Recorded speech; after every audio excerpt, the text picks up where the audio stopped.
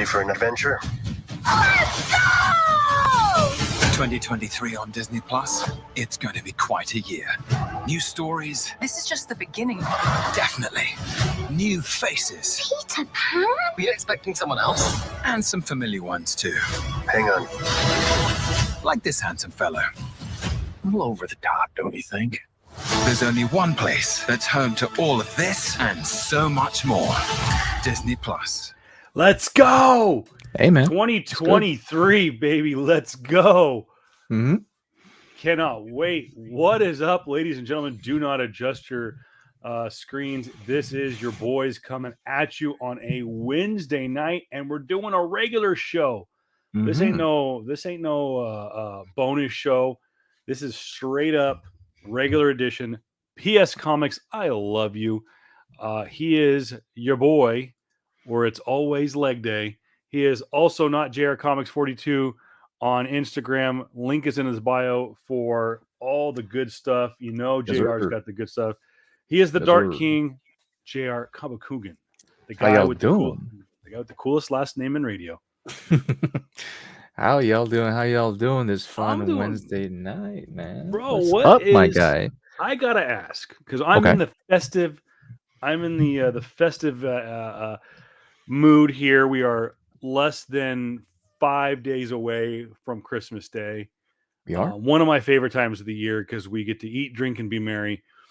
And I gotta ask, you are in my top 5 favorite Filipinos. Take us through. Yeah, I've heard the stories, my friend. Okay, I've heard the stories, and and if they are true, they are all good, my friend. Mm-hmm. But take us through the wonderful world that is a Filipino Christmas. I'm hearing lots of food, my friend. There's lots of food. It depends on like how many people we can get into, because like before, when I was younger, yeah, man, it's just one family, one huge gathering at my aunt's house, and we just bring a potluck, whatever, right? And people are older now. People we got kids who aren't kids anymore. They got their own families. They got their own, they have their own house parties, man. But when we get together, dude, there's a lot of food. There's a lot of food there. I think for this Christmas party, we're gonna have it's called bok choy, which is basically a cooked pig, right? Oh yeah. So we're gonna have that this Christmas. We're also gonna have a bunch of other food. Good. I'll probably send up pictures. I'll show you pictures and stuff like that. But it's good. And I do give, as co-founder of PS Comics, I love you. I do give full permission, and I speak on behalf of the hungry audience that it needs to be shared on our Instagram page at PS Comics. I love you on Instagram, because what he's talking about, I have had full disclosure. My brother is married into a Filipino family, which we think, if you follow the yellow brick road in the family tree, could loosely be related to the Kabakungans. But so I mean, possibly. Dude, we might be bros, bro. hey, marriage and stuff like that. But one thing I've come to know when living here in the Coachella Valley here, where our name gets where our podcast gets its name from, is that if you know one Filipino, you probably know them all. Yes, you do. Right, type of thing. And so, like, yeah, we're a people where if you know one family, if you know one family member, they'll probably know all the family members. So it makes a surprise to me. Yeah, man, how are you feeling? You are looking festive today. I am festive. Tonight. For those of you listening on the audio format at a later time, I am rocking the 2022 Pillow Family traditional Christmas jammies. We began this tradition about 4 or 5 years ago. My wife thought it'd be a fantastic idea to get matching pajamas for all 4 of us, and 5 of us, if you included the dog at the time. We don't have a dog any longer. But it just kind of kept going, and my daughter picked these out. These are a Charlotte 2022 hand select Christmas jammies, and I had a whole bit of production set up for our show today. I had a Christmas jammy song, but Just couldn't get it to sync up, and decided to not do the production. Instead, we went with the scissor reel. Real quick, because we're gonna blast through some news and notes and get into some stuff, real quick stuff about Henry Cavill and DC films. But in that sizzle reel, JR, we get, albeit a small glimpse, Yes. at about 4 major titles coming in 2023 for this very podcast. Obviously, Mandalorian season 3, it's official. It is coming out the first weekend in March. I believe it actually is March 1st. We do know at some point in quarter 1, maybe even early quarter 2, we will be getting Secret Invasion. Sometime next year, we were hoping it was going to go back to back with Mandalorian. We're going to get to see Ahsoka. And in the summer, we know this for a fact, in the summer, we are getting Loki season 2, who a lot of people, and we're going to talk about this today, probably a lot of people had as their fan choice best moment of phase 4. Was Loki season 1. Well, what you think? I mean, I know it was just glimpses. What would you think of this Israel? I mean, it looks good. It looks really good. I think I put in the notes too. Like, is that Tom Hiddleston actually like narrating the whole thing? Which it was. It was. And but for me, of course, I'm a huge Ahsoka fan. So like just seeing Ahsoka, that first trailer, that first little introduction of her taking out the hood, seeing Rosario Dawson in her regalia, basically. I'm like, oh, I'm so freaking excited, man. The amount of stuff that's gonna be there, and like the things that are gonna be announced, bro, or be seen, a lot of show favorites, and I'm just gonna be so happy for it, man. It is gonna be a wild ride, hopefully. So I I'm am super excited for it. Fingers crossed, praying to whatever holy deity that will listen to our nerdy cries. We know it is confirmed from both sides, that both Rosario Dawson and Ashley Eckstein were on set during filming. Ashley has played total coy on this and said she was just there to visit. She was there as a friend of Dave Filoni, which is okay. It's true. But it has been confirmed.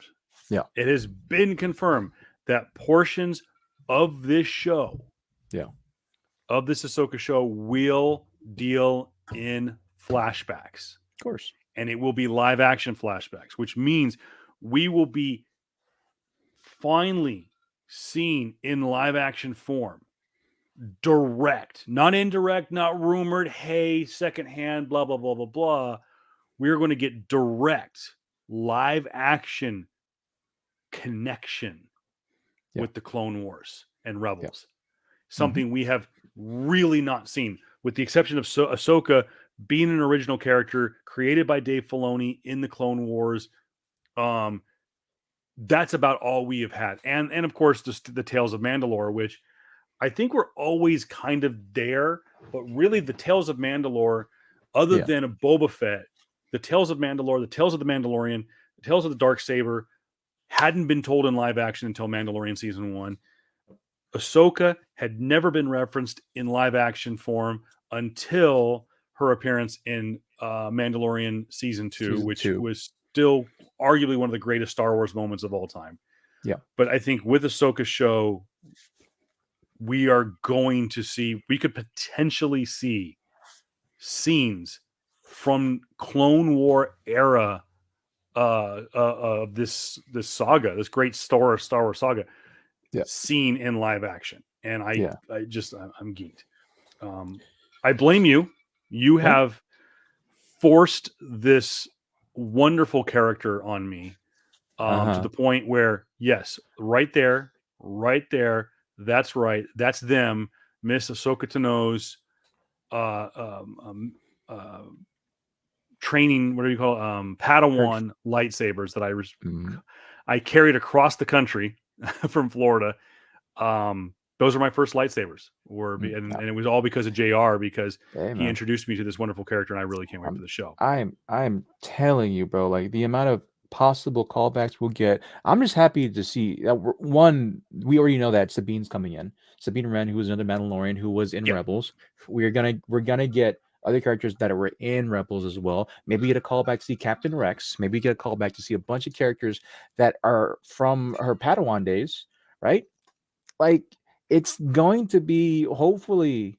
Well, I don't want to hype it up too much because I don't want this to be another Book of Boba Fett fiasco, or even in that kind of context, or not Book of Boba Fett, but freaking what's the other one that came out recently? Sorry, I blanked. I just clicked on a link That I sent you. Yeah, you sent me, and Warren Lau, you godsend. Okay, we'll show that later. But then We will show that. Like Warren Lau is an amazing artist, but yeah. The thing that pissed me, I showed you that only because it pissed me off. But I'll tell you, we'll do after there. But hopefully, going back to oh my god, to Obi-Wan. There you go, Obi-Wan, the last one. Like, I don't want to. I don't want to hype it up way too much. Where my expectation was so high that anything lower than that is gonna just bum me out. So like, I'm just gonna keep it even keel. I'm just happy that Ahsoka's back. I'm happy that we get to see Sabine. I'm happy that hopefully we'll see other characters from the Rebel Saga, from maybe portions of Clone Wars that we'll see. We're gonna see what's gonna happen to everyone else. And so, yeah, I'm just excited, man. I'm gonna be really, really hyped up for that one. I also know that Mando season 3 is gonna come out. I see a lot more Mandalorians. We're gonna go into Mandalorian War, possibly. We're gonna go back to Mandalore. We're gonna see Mandalore. We're gonna potentially see the night of the night of a thousand tears. Yeah. Yeah. Which was the night that Mandalore was bombed by the Empire. Yep, we're gonna see a lot, man.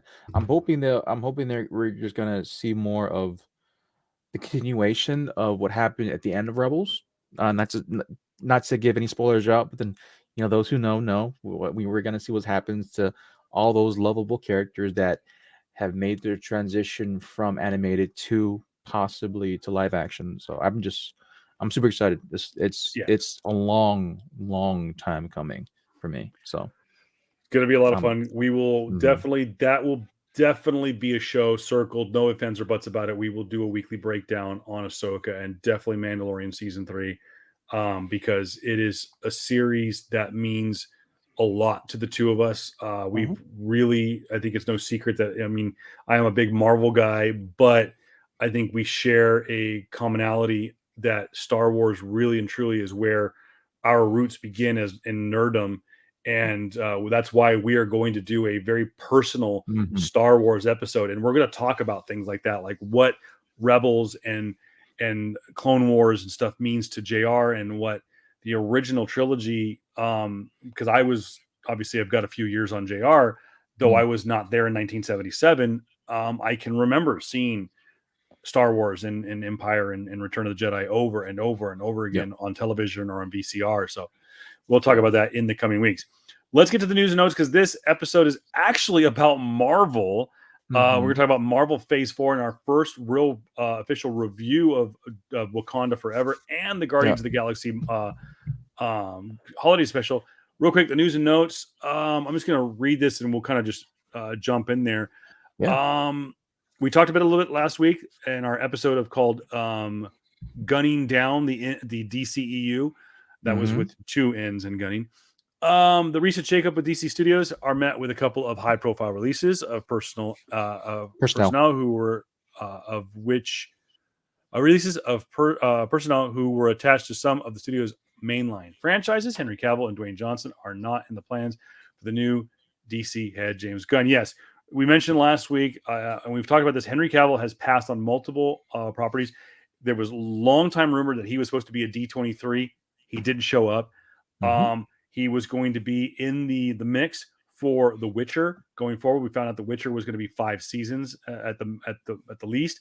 He is now not going to be involved with seasons 4 and 5. He will finish his run with The Witcher with season 3, which I believe is already filmed. He has been heavily rumored to be 007 once Daniel Craig hung up his mantle of the world's greatest super spy. He's not doing that either. And we also have found out there's multiple projects out there that Henry Cavill passed on. Reason being, Dwayne Johnson went to DC and said, "I want Superman in Black Adam." Spoiler alert. Superman is in Black Adam. It's a worst kept secret in nerdom. Yeah. So my apologies if I just kind of like blew your mind on that. Sorry, spoiler alert. Henry Cavill's Superman is in Black Adam. Dwayne Johnson wanted to set the train heading towards a Superman v Black Adam movie, which has happened multiple times in comic book form, and actually has done quite well for DC Comics in telling that story, because you have almost kind of an equal to Kal-El. And Henry Cavill was on board. This guy is the uber nerd. He is the nerd amongst nerds when it comes to a guy who is stocky, built, chiseled like he was a Greek god, and he plays D&D and World of Warcraft. So he's like the complete opposite of what JR and I. Well, JR's I'm pretty built. So nonetheless, Henry Cavill's out as 007. He's out as The Witcher. He's out of potentially being anything he wants in Marvel. And he's out as Superman. Well, life sucks for Henry Cavill. Also, it says, as of today, Dwayne Johnson is out for now as as Black Adam. However, a little word was thrown into Dwayne Johnson's statement this afternoon that I think some people overlooked. Yeah. And I think it's setting the table for something that they were going to do before James Gunn took over.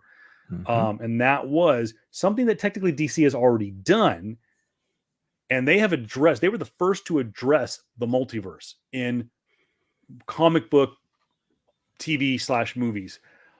With, of course, Crisis on Infinite Earths done by CW. They crossed over both small screen and big screen from all corners of the massive DC extended universe, going to the basically the HBO Max shows now, the CW shows, the old Batman 89. Shoot, they even referenced Batman 66. Yeah. They made all kinds of references to Batman's and other DC past, including adding Ezra Miller's Flash in the final episode. So Dwayne Johnson's statements today says, though we are not in the immediate future for DCU, we are still planned into the DC multiverse. And he let it slip. So does the DCEU still technically exist? I guess only time will tell. It's funny how he worded that, because I remember seeing a statement on Instagram, and I think it was yesterday morning, where he said he's not in the the initial wording of everything is that they're not in the initial plans of James Gunn, meaning basically in this terms, James Gunn's phase 1, right? And so, and that's fine, because you have to basically, it's looking like Gal Gadot's gone as well. It's looking like all of the original, other than of course Aquaman, as of right now, is basically done. Ezra Miller, he's probably gone as well after this Flash. And also, I think they are going to release the movie, aren't they? Yeah. Also, side note too, they cut both Gal Gadot and Henry Cavill's scenes as Superman and Wonder Woman from the Flash movie too. So that's an interesting little bit tidbit too. I did read that. Okay.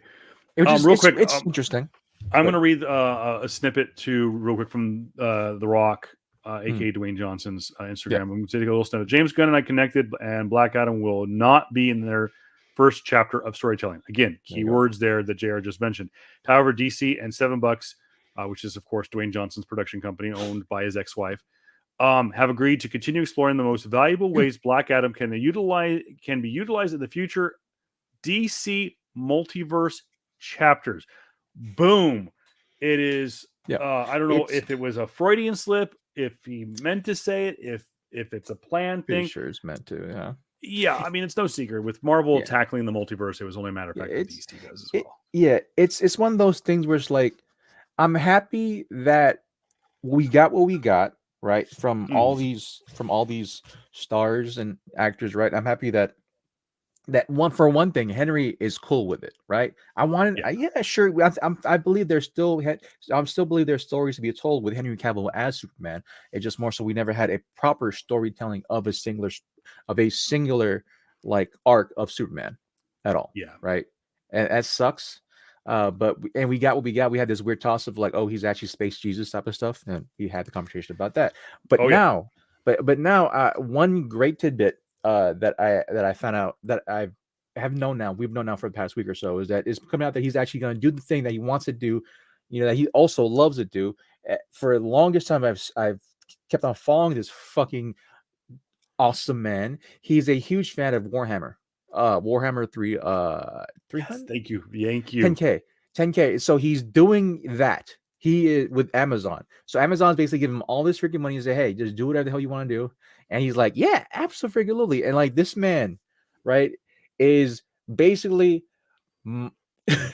he's my hero because like he's the type of dude like, yeah, I work out, I'm chiseled, I was Superman, I can do all these things. I was an agent for another movie as well, and now I'm basically playing a space marine, right?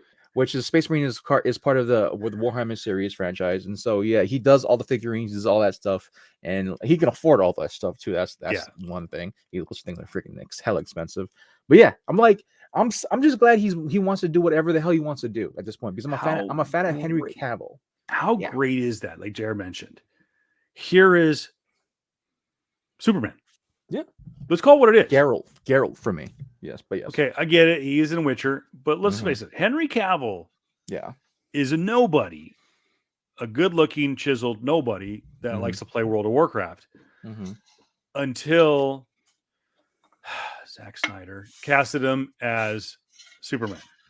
I want to give half credit to Christopher Nolan because he produced the Man of Steel and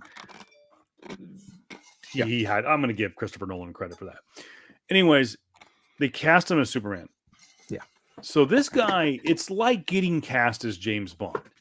Yeah. Because it's an iconic role that has been through some amazing actors and really has made no-namers into amazing actors. Really think about it. I mean, you go back to the good old the early days of the silver screen with not Christopher Reeve but George Reeve. Yeah.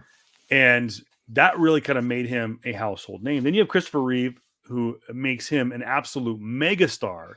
Yeah. And then you have Ralph. Oh my gosh. The guy that Smallville?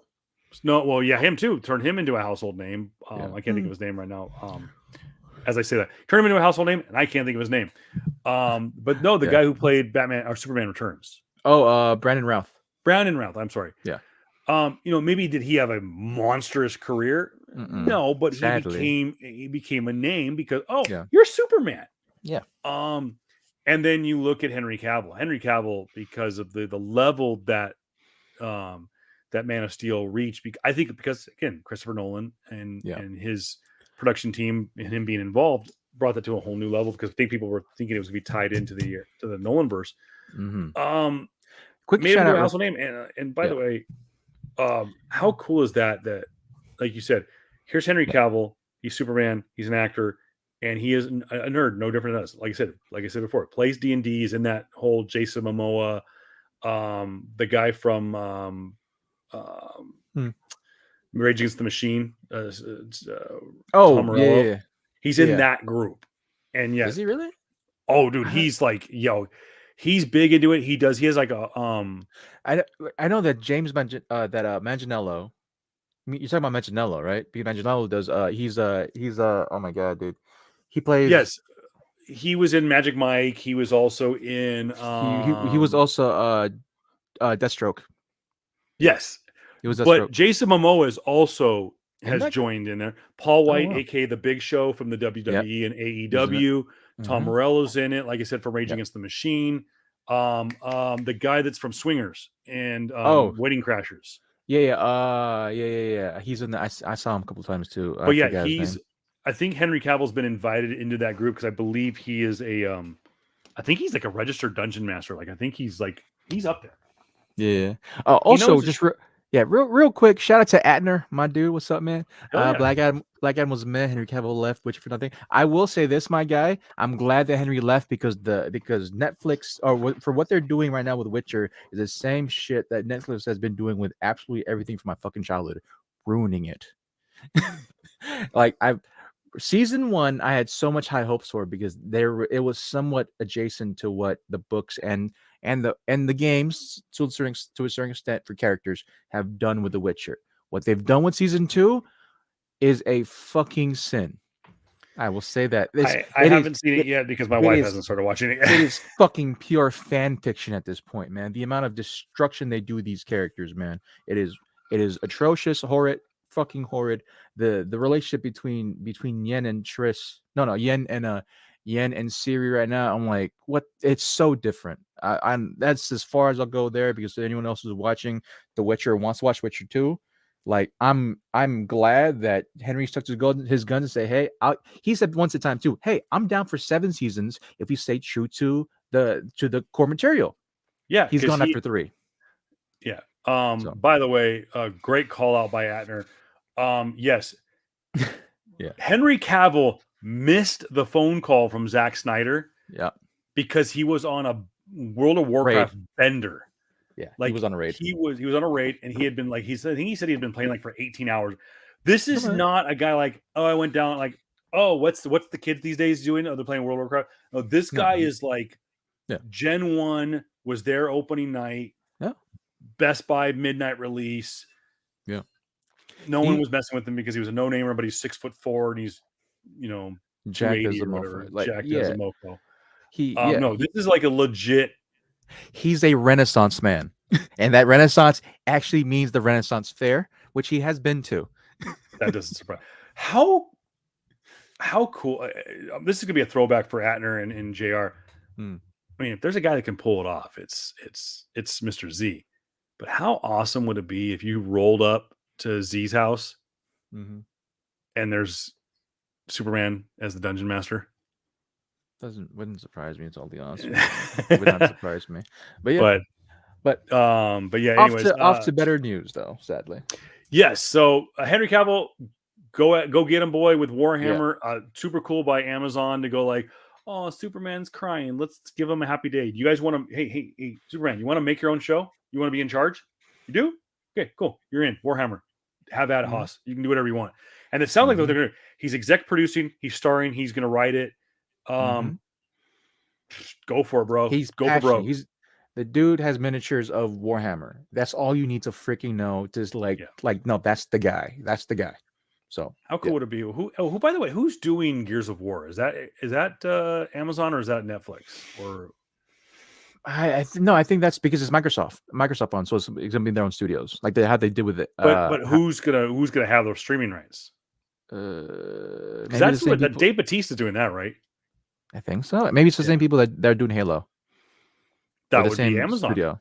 It's Amazon. Amazon has Halo, which, by the way, I thought not great. Not great. No, you're right. You're absolutely right. Halo is on Paramount Plus. I apologize. Okay. Which, by the way, underrated show. Is it perfect? No. But it's a good average sci-fi show. So if you have Paramount Plus, if I can make a recommendation, real quick, and we're not a shill for Paramount Plus. I happen to be a subscriber. If you're into Yellowstone, 1883 and 1923, excellent shows. 1923's first episode was amazing. Harrison Ford was born to play a grumpy old man in the form of Jacob Dutton. Halo is good. The Offer, which is on Paramount Plus, which is a story of the making of The Godfather, is perfect. I'd give it a 10 out of 10. But Halo is just pure dumb sci-fi fun, and it's violent and it's R-rated. So yeah, have at it. I'm going to say something. I'm going to say something controversial. Godfather. It's mid. I hate you. It's mid. Godfather's mid. Watch The Offer and say if you would say that the freaking what's his name's face, the director, because he was a psychopath. Yeah, him. He was crazy. Yeah, fucking Francis Ford Coppola. Who said that MC movies are fucking trash? Yeah, homie, it's mid.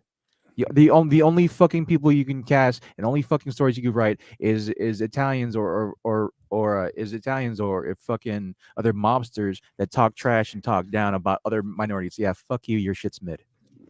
I did about to end the stream. Netflix is Godfather working on 3 is the yours. best. Godfather 3 is the best thing. Is the best No one can Godfather take you movie. seriously anymore, JR.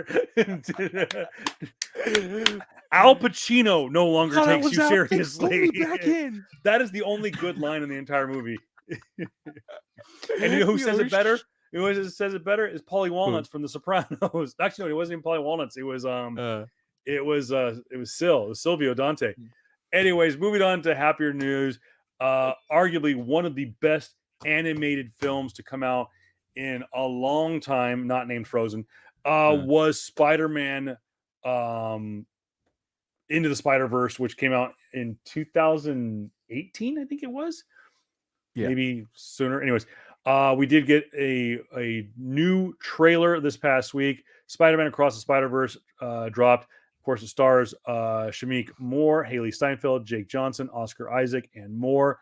We get our first kind of extended look into the Spider-Verse with all the different versions of Spider-Man or Spider-Woman across the multiverses, including a first extended look at Spider-Man 2099, which seems to be one of the antagonists for Miles Morales in this sequel, which is going to open up a huge multiverse for Spider-Man. It is also said that the version of Tom Holland's Spider-Man from What If, which is canon in the MCU, is going to appear in Into the Spider-Verse or Across the Spider-Verse. Also, for those who are eagle-eyed, like I was, when they first show that scene of them being in the Spider-Verse, right? Yep. What you do see is you see the Spider-Man, the PlayStation Sony Spider-Man, Yes. with the PlayStation Sony Miles Morales. Man, that's the first thing I saw. I'm like, oh snap, they're in it too. Let's go. Yes, that was also heavily rumored that they were going to cross promote the video game to help promote, obviously, to going to cross platform it. And also, it's been no secret that you have James Gunn, who has come out and said with the DC universe that video games are going to count as canon. We have seen Dave Filoni make reference to maybe indirect references to past video games, including Battlefront and most specifically Fallen Order, which, by the way, continue to watch the trailer for Survivor.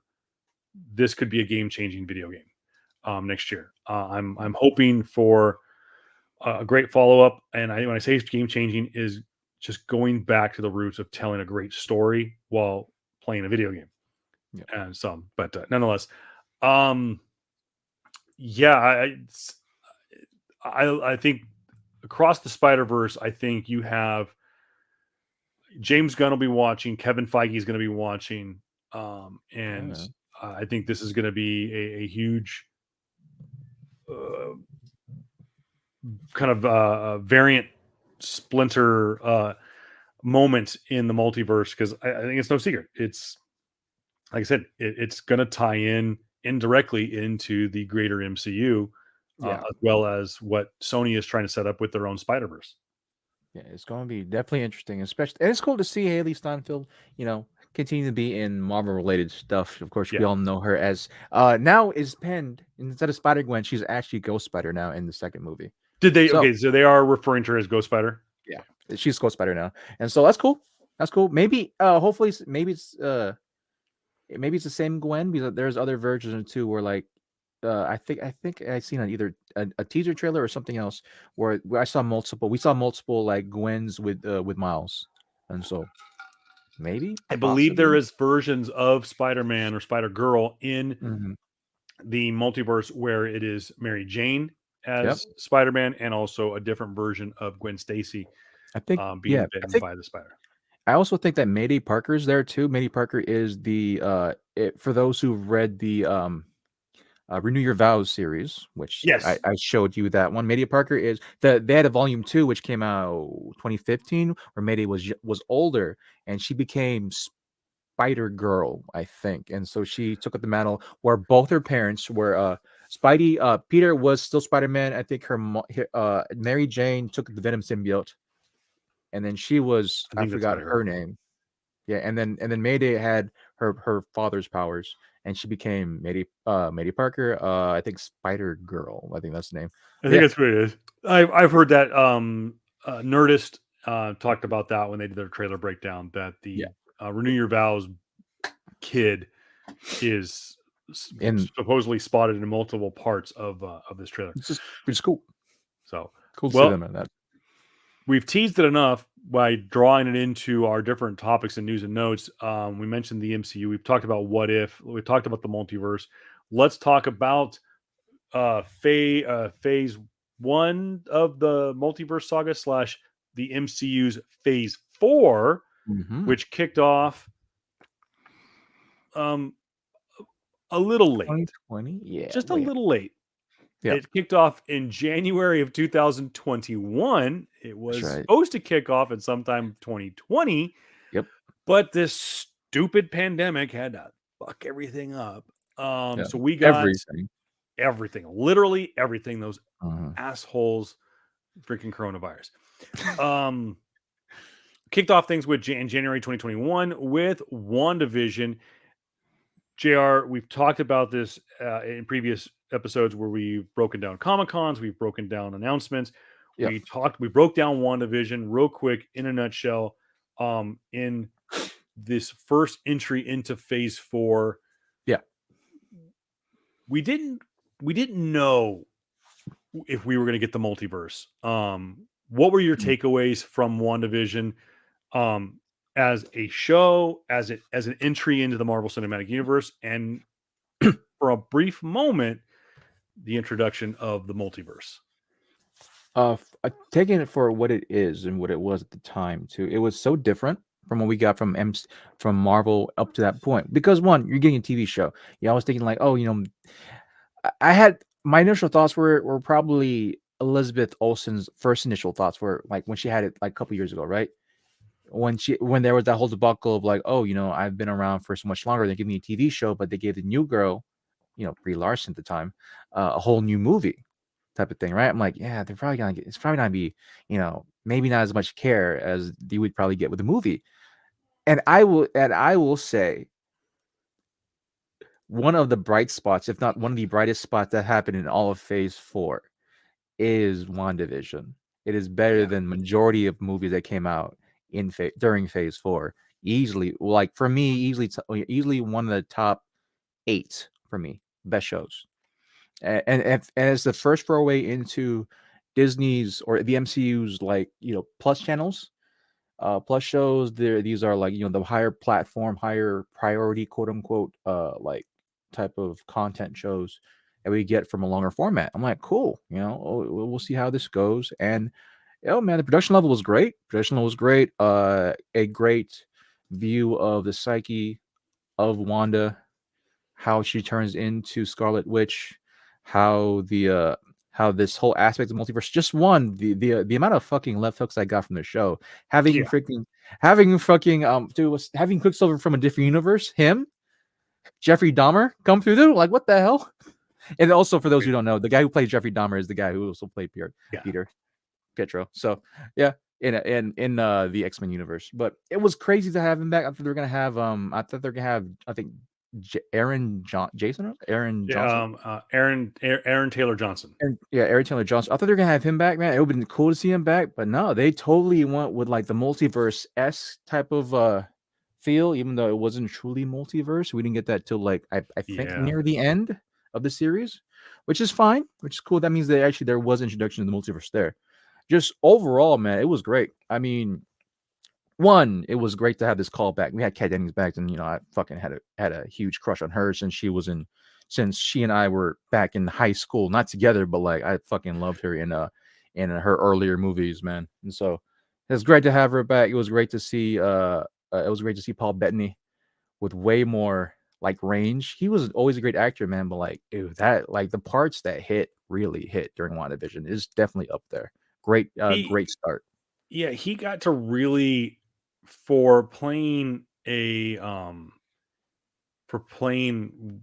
what he is, a robot.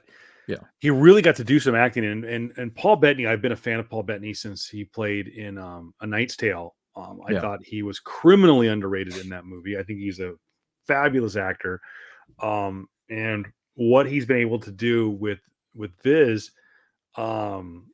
has really given. He is a very he can at times Paul Bettany can be described as kind of a very quiet, humble actor, very theatrical, so to speak. But he's very funny. He's very, if you Mhm. really kind of let him breathe, Yeah. he's a very animated actor, and um, I like the way they weaved him into the MCU with Yeah. him playing Jarvis, and then being into this character, the Vision, and then how they handle it. And then, of course, we got introduced to White Vision, which is still out there. He's Mhm. still out there and rumored to be Yeah. one of the targets in Thunderbolts coming out in a couple years, hopefully. Yeah. So yeah, I really, really enjoyed Paul Bettany, and like I said, Yeah. I have been a fan of the WandaVision. Oh yeah, I absolutely agree. WandaVision and Loki built the base perfectly for the multiverse. Absolutely. They allowed WandaVision without saying it. They let us think it. It's like, oh, they're willing to do this. Like with they introduce the Fox version of Pietro. They're like, oh, they're gonna do this multiverse thing. They're willing to do this. And then of course we get Ralph Bonard at the end, and we find out that Yeah. he Which is is he's this is another secret character. Um, part of it I laughed, part of it I was disappointed, but I think that they let us. It was kind of them testing the waters. Like, are they willing to go with this multiverse thing? Or yeah. this is this going to be a real reach for us? But I think people embraced it and were ready Yeah. to.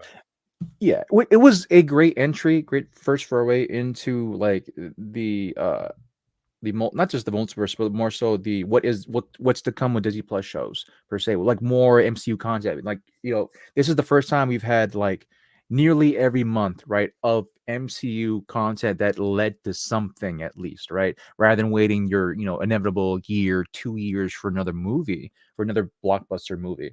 And so that's not to say that there hasn't been some glaring weaknesses in this show. There could have been stuff that could have been done better, but at the same time, it's like, yo, I still give a lot of the first run of like MCU shows or like just MCU in general the last 2 years not really so much like a hard pass. No, not much like a full on fully enveloping pass, but like, yo, okay, we did go through COVID.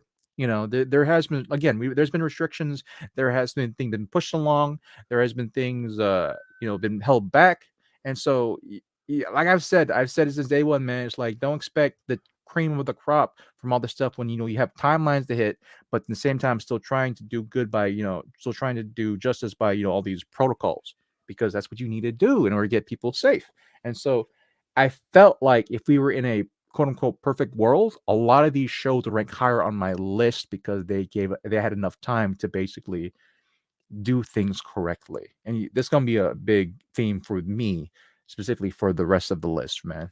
But yeah, definitely great first foray. Where do would you do the ranking now, or do you want to do the ranking afterwards, my guy? We'll kind of get into it. Moving right along. Just kind of I want to get like your opinion on things. So going through, and you can go back and see the playlist on our YouTube channel to get the full reviews of us breaking down at least WandaVision and Falcon the Winter Soldier, which we did in one.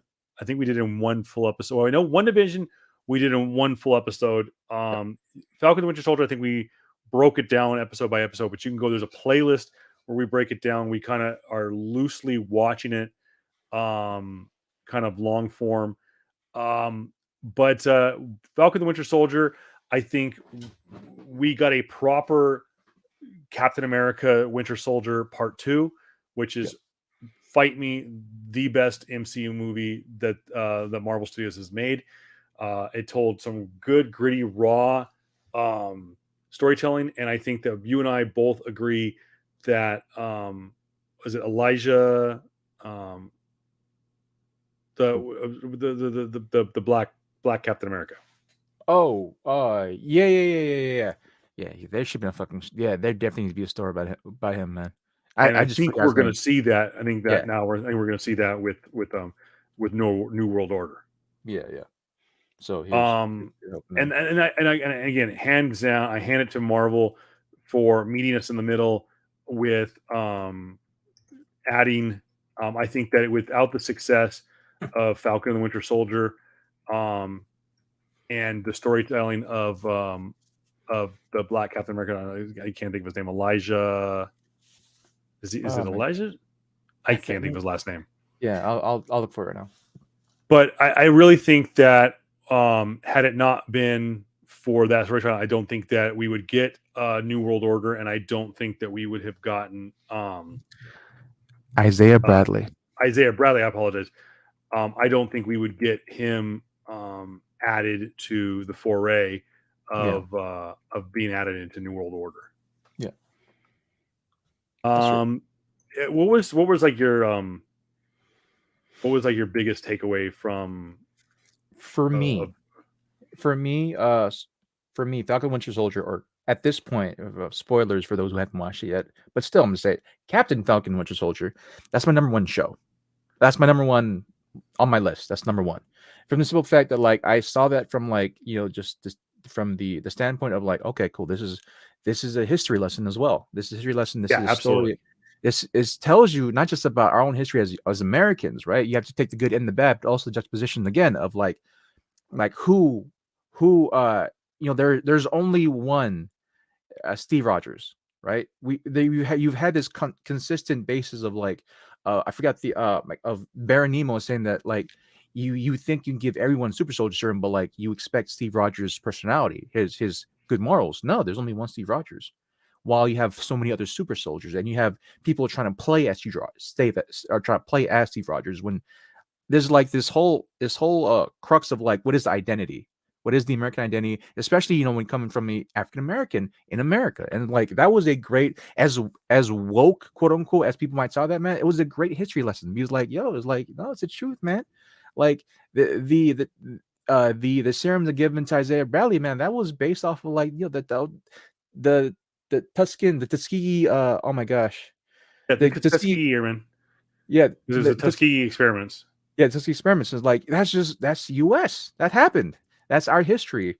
And so you have to, in order to be quote unquote a Captain America, you have to accept the good, right? And the bad. You must navigate towards that. And who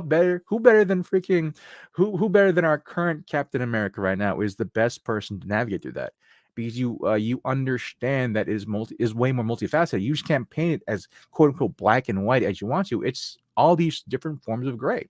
And it was a great indication of that for me. I also love the fact too, where how everybody wanted to root for the girl, the terrorist, basically, right? She's a terrorist. Oh yeah, She's a terrorist who has super serum inside her. But they also look at her like, no, she's also a person that has been given power, yes, and has a cause. And no matter how just that cause is, the second you take lives with it, your cause ain't isn't as pure as you think it is. And so I'm glad that they made that notion where they turn a lot of things on his head. One, and another thing too, like the director, they gotta fucking keep her. They gotta keep her. Yeah, I forgot her name. You got to keep her. She is the closest thing to quote unquote the Russos that they have right now for the MCU. I don't know what else you got to put her on, man, but you got to just have her constantly come back and do whatever the hell she wants to do. I just want to see her. She can do action. She can do action stuff. Cool. I want to see her with more intimate things too, because the scenes with her, with Bucky and the scenes with Sam, the scenes with Isaiah Bradley and how they come to history with that, they were meaningful. They were poignant. And so for me, Falcon Winter Soldier, me being a history buff, me loving history. I can't say history buff. Me loving history and knowing what it means to live in America as a minority, quote unquote, right? Great to see that. More of that, please. That's my number one favorite show. Yeah, my number one favorite. Yeah, I there was a lot of people that thought, oh, it's so woke. I knew it was coming. I embraced Sam Wilson taking up the mantle of Captain America because the story made sense. in the comic books, and we've had this discussion about Jane Foster taking up the mantle of Thor, and so on and so forth. There being a black Spider-Man, there being a black female teenager taking up Iron Man. They didn't replace Tony Stark. They didn't replace Odinson. They didn't replace Steve Rogers. They didn't replace Peter Parker. They added new characters that has added depth to those existing characters. Or I would like to say, to show a little realism, to put a little realism in this, they got old. That's what happened. Yeah, and everyone got old. It's addressed the age-old question of what are you going to do when these characters get older? How are you going to address that? So, by the way, too, I'm going to have scrolling on the bottom for your own notes to play a little follow along. I will have the official timeline below on you. This will be the theatrical timeline, not the quote unquote whatever called the mystic timeline, as they talked about with the Time Lords or whatever from Loki season. So there you go on the bottom there. So speaking of which, let's get right into it, JR. Probably one of the trippiest shows of the year. Loki season 1. It was the first time that we had 3 shows in that we have gotten a confirmation that there will be a second season of a show. We got it in of course, the post-credit scene of the final episode of Loki, but this was the first mention, the first explanation, the first real playing out of a Marvel multiverse. And it has taken me at least 3 viewings to finally understand what Morbius was, how he was trying to explain the multiverse and stuff like that. And really and truly, help me out here if I'm wrong. You have the timekeepers, the sacred timekeepers, the 3 floating lizard heads, whatever, are the guardians of the sacred timeline. The sacred timeline was there is only one timeline. There is only one reality. And that is the reality that we have seen portrayed over the last 10 plus years in the Marvel Cinematic Universe. And that when there is a what kind of event? I always forget. It's a cataclysm. Oh my gosh, they had so many freaking specials in comics for it. But I know, like a Nexus. Nexus. When there's a Nexus event, which means in the case of Loki from 2012 taking the Tesseract and disappearing into an alternate reality or into another point in space and time, he has now created a branch in reality because he is not doing what the sacred timeline had him actually doing. It's kind of like with Christianity, they talk about how God knows how your life is going to play out. He just wants to see how you're going to live it out. He still gives you free will, but he is in control, so to speak. And so when you have someone like Loki, of course, the god of mischief, decides to go boom, like he's the freaking genie in the bottle from My Dream of Genie. He nods his head and he disappears to Mongolia. And we see the TVA come and say, nope, you've done screwed up the timeline. We have to take you back to the TVA and we have to prune this timeline. Judge, jury, and executioner, you are going to be sent off to purgatory, which we find out is basically you get sent to an alternate point in reality and space off the sacred timeline, or was it off or at the end of? I think it's at the end of the sacred timeline, isn't it? It was. I think so. That space where like it was either at the end of the sacred time or at the end of like a timeline per se, right? Where they just dropped whatever the hell was in there, and they had that. It's like the recycling center for all the things. And like it gets eaten up by that void thing. I forgot what it was called, but yeah. Well, speaking of which, we saw so much go on, and you can go back to our playlist where we talk about it. But What was cool about this is we do get to see our first, it was an absolute shocker. I think we were on Kang Watch for the entire season, but we finally get a variant, and we do learn about Yep. variants. And it's not just things that Marvel prints out every week. We found out that a variant is, in a different timeline. JR is white, blonde hair, blue eyes, and has a red beard and wears Christmas jammies on a podcast. Yes, I just did compare myself to JR. Yeah, we learned a lot about that. And we met one of his variants, Kang's, and then we met He Who Remains, and he is the true guardian of the sacred timeline. Right up until one of the most fantastically acted characters in all of the MCU, and that of course is Sylvie, portrayed. And I cannot remember the actress's name, but she was fabulous. She was fantastic. Sophie DiMartino, absolutely fantastic. Oh, by the way, she did most of that filming while pregnant. Yep. And then finished the show nursing on set. She actually had the baby while filming, and then finished the series during COVID, while after having given birth. Yeah. Absolutely a fantastic job.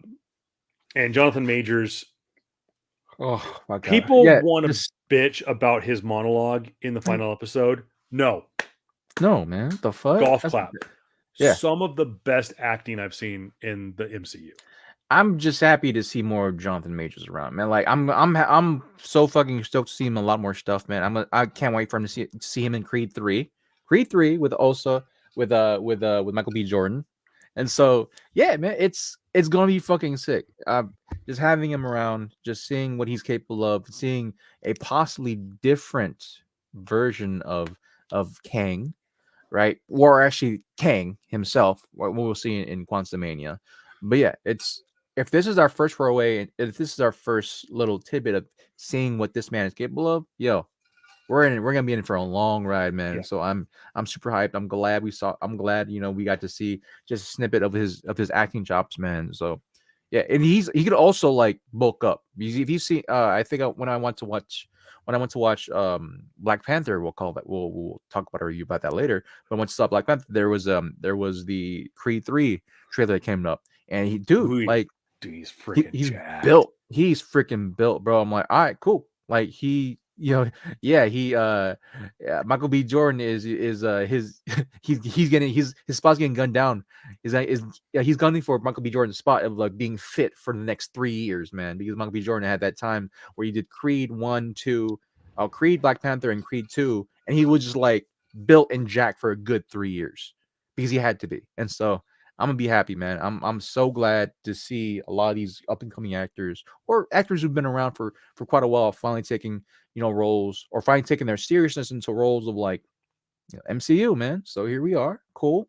I will say though, Loki a little bit lower on my list because like again, this is one of the low points. Are like, they could have done better here or there. The CGI was great. Some of the acting was kind of like eh. The first episode was really good for me. And I felt like because the first episode, I was so spoiled on what they can do. Everything else after that, like, oh man, I kind of felt like a little bit of letdown. But granted, I will say it was because of COVID. Like everything felt rushed to me. So it could have been, and who knows that it could have been because of Sylvie of what's her first name, real name? Sophie's. It could have been with the break. Maybe they could use the filming schedule done. So yeah, I agree with you. There were some letdown parts, but I think that there was a couple of really good episodes. The episode where they're on the moon planet, whatever. There was a lot of tease that maybe, does Loki have one of the Infinity Stones? Does he have a Time Stone? Does he have a yada yada yada? So there was a lot of really good sleight of hand in that, and I think it's a testament to Loki, the god of mischief, that I think that they took some of the personality from that's wrong profile there. That I think that they were able to take some of Loki, the character's personality, and put it into the show, and how they wrote the show, and how mischievous the Yeah. show could be. So I liked it. Now, with that said, we are now 3 shows in, after having to wait over a year for um, this run. Now, I'm going to do my rankings separate.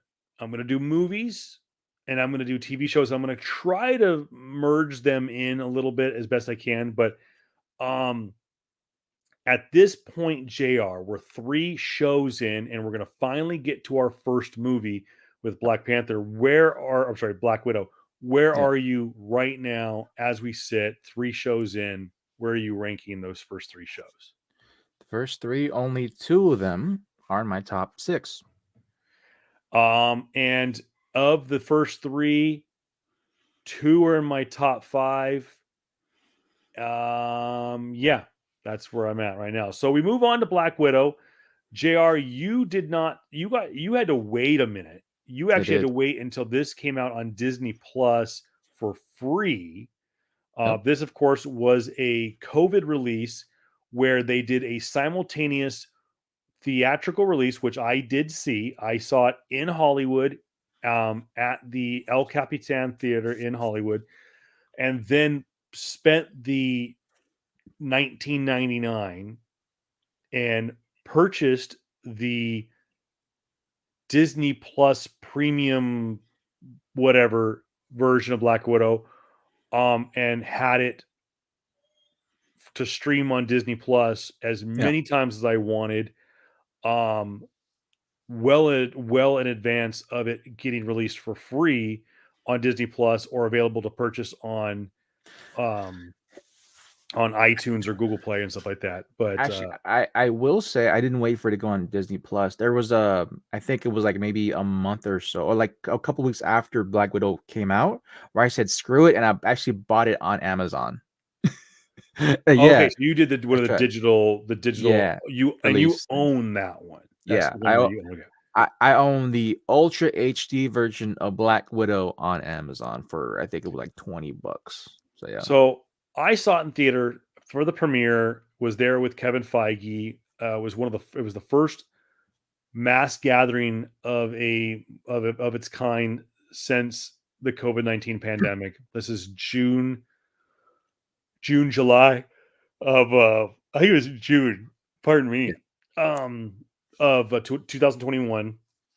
So things are starting to loosen up a little bit. You're still having to wear masks. We had to wear masks in the theater. I enjoyed it in the theater. It was the only time I saw it in the theater. Like I said, I bought it on Disney Plus. I watched it numerous times on my vacation where I traveled across country. And then inevitably bought it on iTunes, and I've watched it a couple more times since then. It doesn't hold up to me. There are parts of it that I like. Yeah. There are parts I don't like. There are characters I like. There are characters I don't like. Characters I do like. I like Natasha Romanoff. I thought that Scarlett Johansson, who is a highly underrated actress, and I say that because people go like, "How do you say that? She's an A-list actress." Because I just still don't think she truly gets the respect that she deserves. Yeah. She's a good actress. Yeah, she does get typecasted a lot for movies nowadays, and it kind of sucks. It is what it is.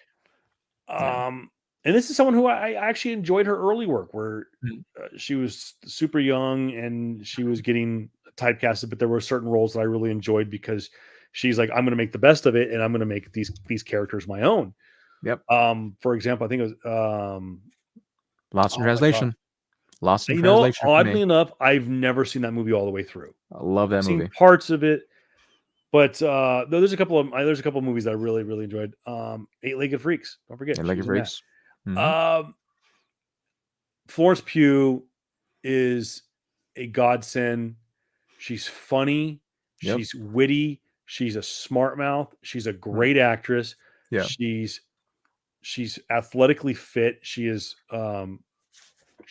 gorgeous, and she can have that little hint of of sexiness, but at the same time, she can kick your ass, and make you like it. And like I said, I love her attitude. The Yeah. character, her as an actress, Florence, and the character of Yelena Belova, are so similar. Yeah, And great pairing. I've seen her do interviews, and it's just I absolutely I loved her. The guy who plays Red Guardian was great. Yeah. Oh but yeah. I David always think, David Humner, no. It's something else. But I just keep on remembering from Stranger Things. But Stranger Things. yeah, The guy that I liked actually was the I think in the comic books he's just known as the Agent, and it was the guy who is Natasha's kind of gopher. He gets like Oh, yeah. passports and stuff like that. yeah. I hope that they bring him back. I liked the character. I thought he was well acted, and I think that character in that role, he could almost be, dare I say, he could be the new Phil Coulson. He could be the new glue that holds together. Let him just be that background fringe guy that kind of holds it together. He could be the good guy to the MCU, that if they didn't kill him off in Black Panther, the first movie, what Ulysses Claw could have been to the villain side for the entire Marvel Cinematic Universe.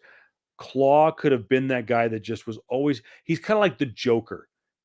God, you want him dead because he's a despicable human being, but Batman could never kill him, or they could never catch him. He's always in the background causing mischief. I know Andy Serkis is probably one of the busiest men in Hollywood.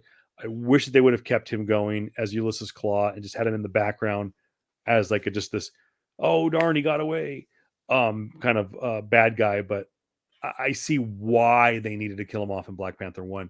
Yeah. But I think the guy that plays, I know he has an actual name, but I think in the comics he's just known as the Agent. I wish that they would have. I hope that they keep him around and add more stuff for him to do. Mhm. And I can't think of his name because he's the actor that had like the really weird name that I can't even pronounce. Yeah. It's Black Widow is a point of contention for me because one, I love Scarlett Johansson. Mhm. Like, awesome actress. I've seen her play. Like, yeah, it's great that she's in other roles too. Like, again, I've had this conversation. We had the conversation about Ghost in the Shell when she was in it. Like, people saying that they're white casting her, right? Like, oh, it's supposed to be an Asian face. Like, what if I fucking actually read and watch Ghost in the Shell, and if it was an Asian face that was in that, guess what's gonna happen? That movie will flop even harder than it did without Scarlett Johansson. I've said this before, and that's something that we don't need. What they should have done is probably made an animated movie again. But then again, it is what it is. You want to do it. You want to do it live action. Scarlett Johansson is a big name, and having her in anything is a good thing. It's a net positive. What I will say in this is that Scarlett Johansson, I felt this movie came a couple years too late, even when it was initially supposed to be releasing back in 2019. Right? If they made this movie, let's say if they waited another year, or maybe they made this movie earlier than Endgame, perfect. If they made it in that gap, that 1 year gap, right? Somehow it's between Captain Marvel, which honestly I feel like this movie should have been before Captain Marvel. Perfect, right? Great. It'd been good. I would have been fine with it. That's about where I would have put it. I would have liked to have seen it come out before. Before Captain Marvel, and maybe even before Black Panther. It's definitely one of those movies where, like, since these other movies came out before it feels dated. I'll just say that. It just feels dated. Like, I love it. I love what they were trying to do with it. It feels very much not, I guess, hokey in the sense of like, yeah, okay, I understand you're trying to rescue these women, but it's still it played it too much like, oh, we're the allies, we're trying to take these women out. If this happened before Captain Marvel, right, which Captain Marvel heavily went into the whole thing, like we are women, hear me roar, all that Yeah, very good much. stuff, to the point where it's fucking hokey. I felt like that would have been a better message for that going into Captain Marvel, because again, like we said before, a lot of people have been widely dismayed because Captain Marvel was very much this woke bullshit era, blah blah blah, right? Regardless of that, I felt like Black Widow would have been a good shoe in, would have been a good lead in to Captain Marvel of like, no, the reason why you should, the reason why you should have faith in women here is because, they're capable. You see that in Black Widow. You see that in the first woman-led MCU film that should have been given to fucking Scarlett Johansson and not Brie Larson. No hate on Brie Larson, but let's face it, she hasn't been part of any MCU films prior to that. It should have been Scarlett Johansson. That's just my opinion. I will say that, and I know that you're a huge fan of this particular character, and are conflicted with the character, and that is the character of Taskmaster. Which, of course, there are multiple versions of Taskmaster in the comic books. The main one is a male. He is a massive, or a major antagonist to a lot of different Marvel characters, most specifically Spider-Man. In the long run, the MCU is not completely about bringing the comic book characters to the silver screen. It's about adapting characters from comic books and giving them stories on the big screen. And we've seen that since day one with Iron Man 1. They maybe didn't do Tony Stark's storyline exactly the same. They even tweaked Shield. They added an original character in the form of Phil Coulson. Yes, we did get Nick Fury by the end of the movie. There was a lot of different things that they switched around, and they've made these characters their own. And I was okay with the way, in the end, them handling Taskmaster the way they did. I don't think they did the character dirty. I think they made the character a badass, a threat. I think again, it could be a product of COVID because it's stuff that's handled in post production. There were parts of her scene, spoiler alert, her scenes that were kind of take you out of it because of the CGI. But all in all, I think I liked it as a female. So it is a point of contention for me, because like understanding again, like the full capabilities of what Taskmaster can do, right? As a comic book character. And I feel as if like if we had the full version of Taskmaster, he would not have been in Black Widow. He would have probably been in Captain Falcon and Winter Soldier type of thing, because like that's the type of level of like of threat who we're dealing with. Granted, like what's the best comparison I could say?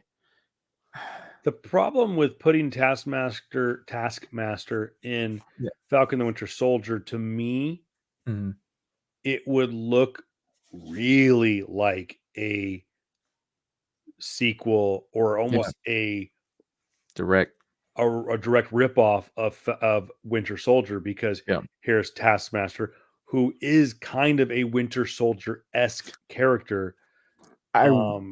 Here's the point of contention here. Taskmaster is quite possibly the second or third best martial artist in all of Marvel. Oh yeah. Period.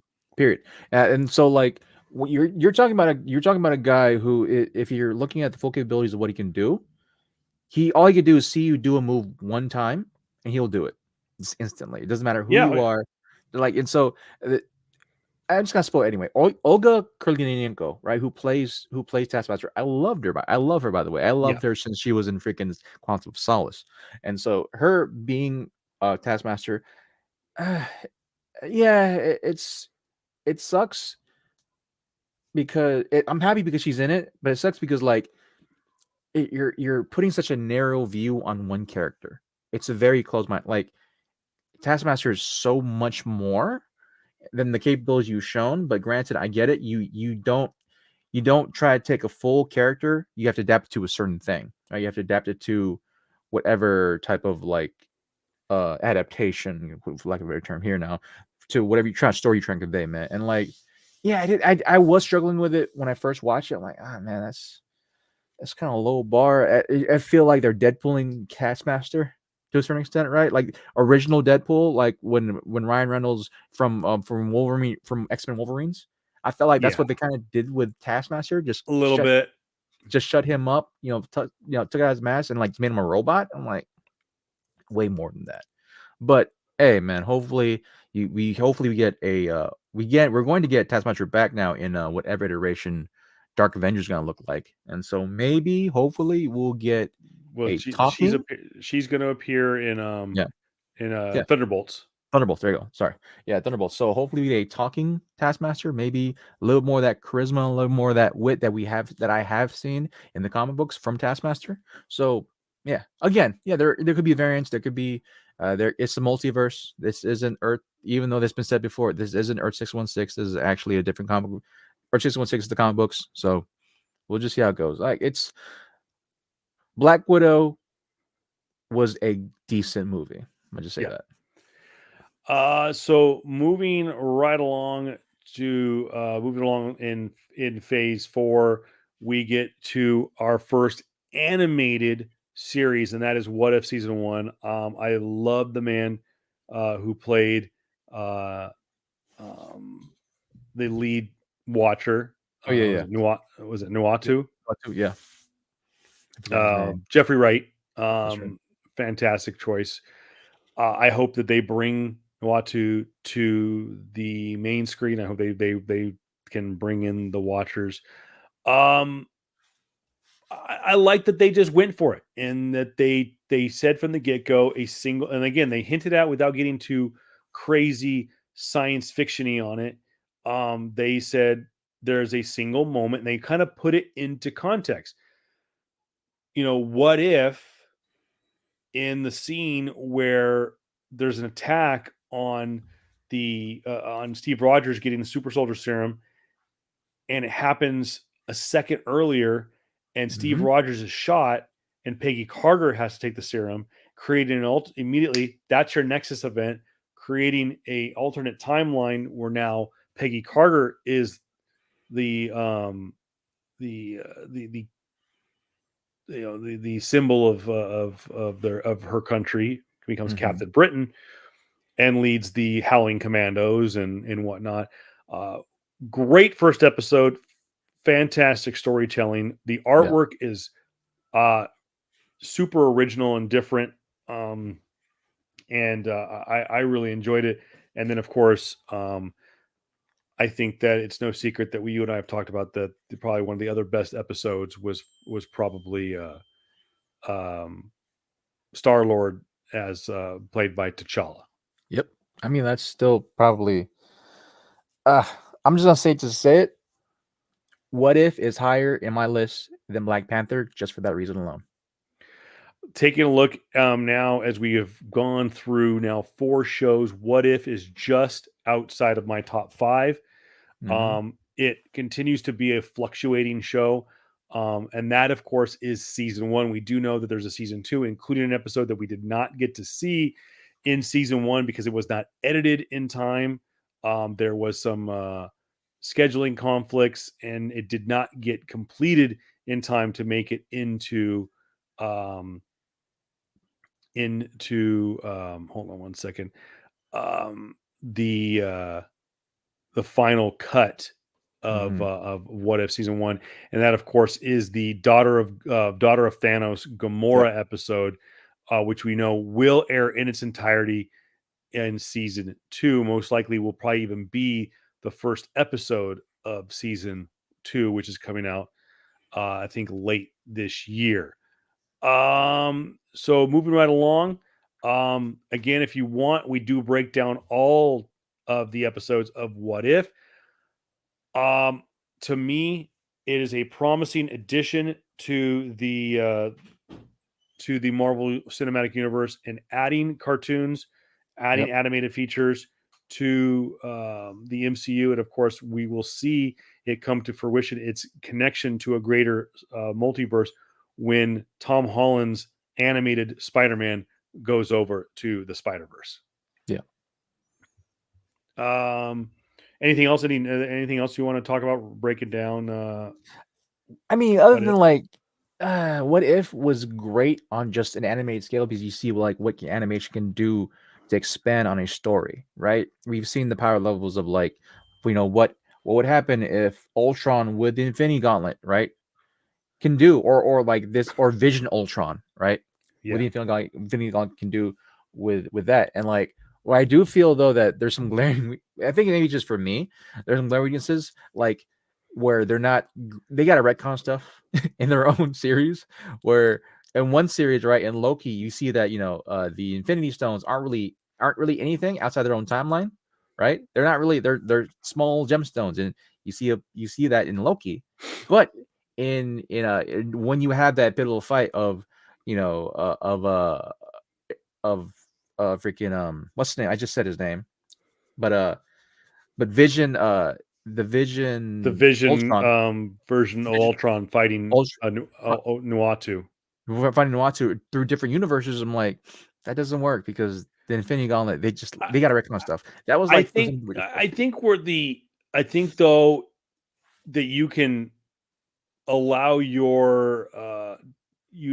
to disband disbelief is Sure, but at the same time, I have to. I agree with you, Yeah, but but I think too is mhm, I think it's alluded to that yes, he does specifically say that the Affinity Stones don't have any power and validity outside of their own universe.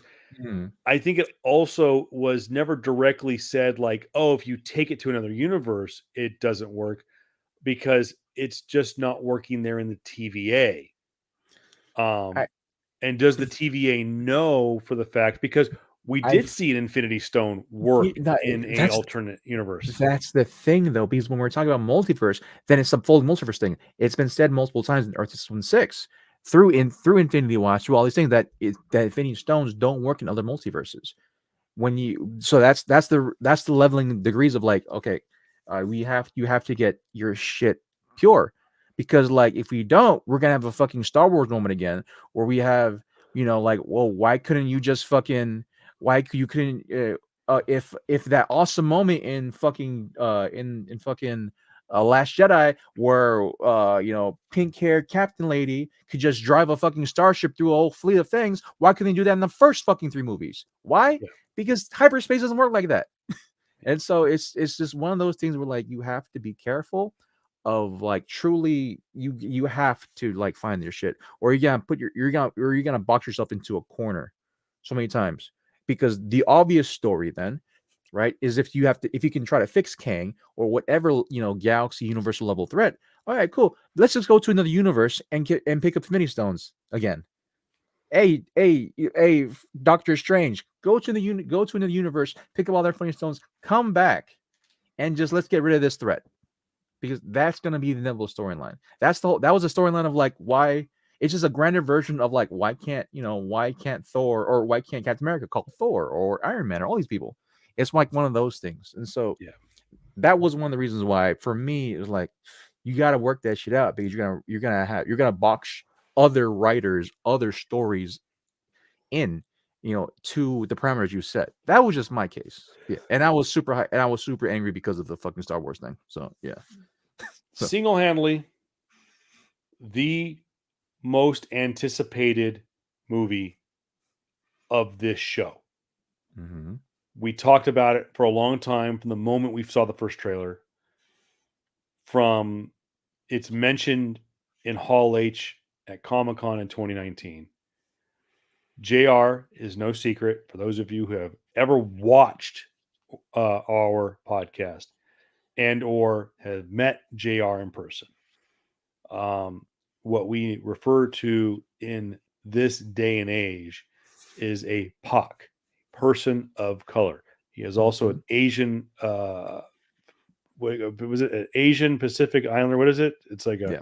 There's Asian a whole Pacific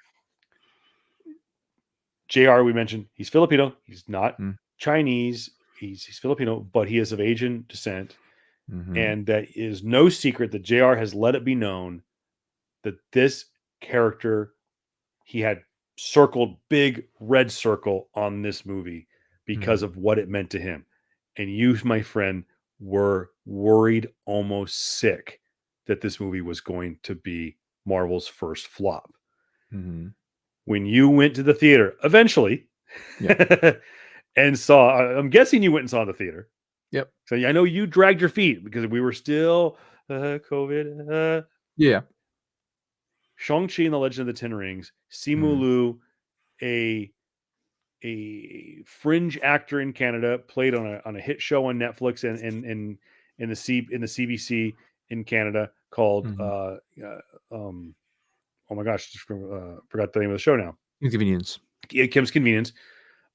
He's a very funny actor, and he's very passionate about what he does, and he actually willed himself into this role of Shang-Chi. But like I said, you, JR, were worried sick about this movie. Yep. And I was like, Jared, it's going to be fine. It's going to be fine. It's going to be fine. And was it fine? The movie itself was good. I enjoyed it. Yeah. I know you have your points of contention about it. I do know that you also have your points that you love about it. Yes. And I think that it is no secret that if there is ever a movie with Michelle Yeoh in it, you are in. And can we give some love? Speaking of this show being PS Comics, I Love You. We are based here in the Coachella Valley. The initials for PS, of course, stand. It's a double entendre. It means Palm Springs, but also is post signature PS. It's a whole play on words. But for the most part, PS stands for Palm Springs, and it is no secret that in the next less than 30 days, the Palm Springs International Film Festival will be taking place, and Michelle Yeoh will be the guest of honor. They will be giving finally. They are going to give arguably one of the most talented actresses, not Pacific Island, Chinese, Asian American, one of the best actresses, one of the best actors in Hollywood. Who is ageless, by the way. Who can play anything from comedy to drama. She can play an antagonist. She can play a protagonist. Let's just call it what it is. She can play a raging bitch, and she's good at it. She is excellent, and she is in the very bit role that she plays in this movie. She is excellent. And you, JR, opened my eyes and introduced me to is it Tony Leal? Tony Wing. Who plays the main bad guy? Plays who plays the Mandarin? The Mandarin, or just amongst other names. Absolutely fantastic, and I hate to say it, but Awkwafina as Katie was great. But we also, JR, we were introduced that this was not the multiverse saga that we were seeing. This was the Wong saga. We got our first taste of what we now know is the Sorcerer Supreme, the new Sorcerer Supreme in the Marvel Cinematic Universe. Wong makes his triumphant return to the MCU by appearing in Shang-Chi and the Legend of the Ten Rings, and he is bringing the Abomination into a fight club in China. And I liked it. I took the whole family to go see it, and my son absolutely loved it. He loved all the fight scenes, and to the point where he kind of wants to see some of those old. I've told him about like the old Jackie Chan movies, and we're not just talking about like Rush Hour. I'm talking about Rumble in the Bronx. I'm talking about was it Time Cop or whatever it is? The police story ones. I would wait till he's older. I'll just say that. But there's certain ones they're good. There's certain ones, but that are a little bit more mature. But he loves that quick. He loves that, for lack of better terms, that kung fu kind of Yeah. action in movies. Yeah. Because he says it's Dad, that's actually realistic. Like you wouldn't want to stop fighting just because Yeah. you hit someone doesn't mean you stop. Like you want to continue fighting till you kick this guy's ass. Yeah. Why would you stop just because you punched him? So he gets the realism, I guess you'd say, so to speak, of Chinese cinema. Yeah. I mean, like I've been saying it for and I forgot the stunt coordinator who passed away during the movie. I forgot tip my tongue, but he's part of the original crew from Jackie Chan's stunt crew, and so Yeah, like that's he the was reason like, why it was- it looks. I forgot his name. But that's the reason why it's so realistic because like one, you're quite literally getting it from the people that did it, and so that was the point. That was like the type of realism that I wanted. Where like when you see Shang, in the fighting for the first time on the bus, right? That's prime Jackie. When you see him oh, fighting absolutely. in the scaffolds, right? Him running around. That's Oh, prime man, Jackie. I could name so many movies I could see references from. I could freaking see first Jackie Chan First Strike there. I could see Operation Condor there. I could see Rumble in the Bronx. And so like, yeah, this is very much in that vein of like, okay, this is how you do proper cinematography when you do action scenes, not the cutting, not all that stuff. Just no, one focus camera, let your actor just fight. And yes, I do have point contention. A lot of the stuff is Shang-Chi, but the things the things that they do right, the things that I love Western audience to see about Asian cinema or at least Asian faces. That yeah, man, Twain Luang, one of the OGs, one of the more critically acclaimed OGs that has played literally fucking everything. Yeah, he deserves to be praised for a long time coming. Michelle Yeoh, of fucking course you should applaud her. We should applaud her way back when, man. I'm happy that it took us this long to give her props and give her flowers, but I'm fucking mad that it took us this long to give her props and give her flowers. That's the type of thing, man. But and she's one of those humble people that would say, I'm glad I waited and got to do some great films along the way, including the new movie that she did. Was it Somewhere Sometime? Yeah. Everywhere, everything, all at once. Like that movie. Oh my god, dude! I just can't. I can't get enough of Michelle, man. But at the same time, too, I'm glad she did that movie now because like of how serious they're taking Asian actors nowadays, right? To a certain extent, or at least for this brief snippet of it. I'm happy for it, man. Like, yeah, more of her, more of the ones coming up. I hope we don't freaking waste these amazing people's youth or their energy, right? Because like for the longest time I was thinking like what can we have done with like Jet Li in his prime to do like a full-on action MCU movie? What could we have done? Fantastic. What could we have done with Jackie fucking Chan, who's doing now Rush Hour 4 and in I'm his prime? hoping, and I know that there is rumored that they're going to find a role. It may be a more laid back role, which I hope because back he's role, pushing like sit down. 70. Yeah, it may not be a fighting role, but they're Yeah. trying to find a role for him in the Shang-Chi sequel. Yeah. We do see obviously at the very end we saw Wong come back and say, "Hey, you're into a bigger, greater thing," and then of course we hear Bruce Banner, who so eloquently put it, "Welcome to the circus." Yeah. So we'll wait to see what what Shang-Chi has in store and what the 10 Rings have in store for the rest of the MCU with his sister now taking over the 10 Rings after their father was killed. Legend of the 10 Rings leads us to Eternals, one of the most lamented movies in the Phase 4. I actually enjoyed it.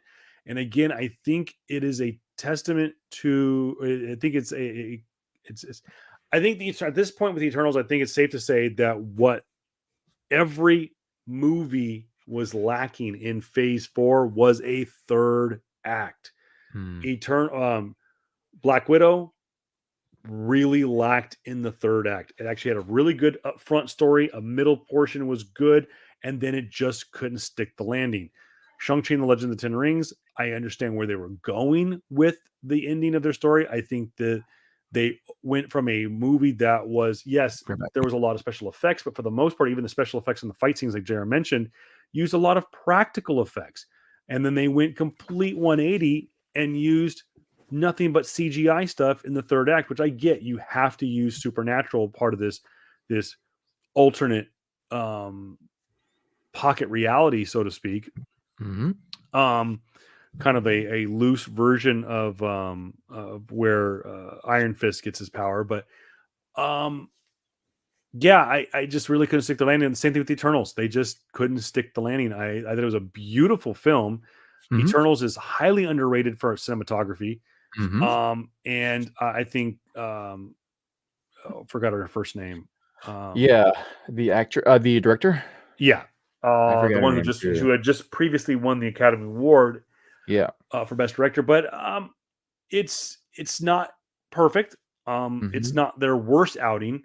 I don't think it deserves a lot of the hatred that it gets, but again, if you want a full Eternals review, you can find it in our playlist Yeah. going through there. But I think what it added to the greater story was it opened the door where they were going the direction of the multiverse. Yeah. This opened the door not only the multiverse, JR, but this The universe. really opened up more the supernatural side of the Marvel Cinematic Universe with the introduction of the of Black Celestials. Knight.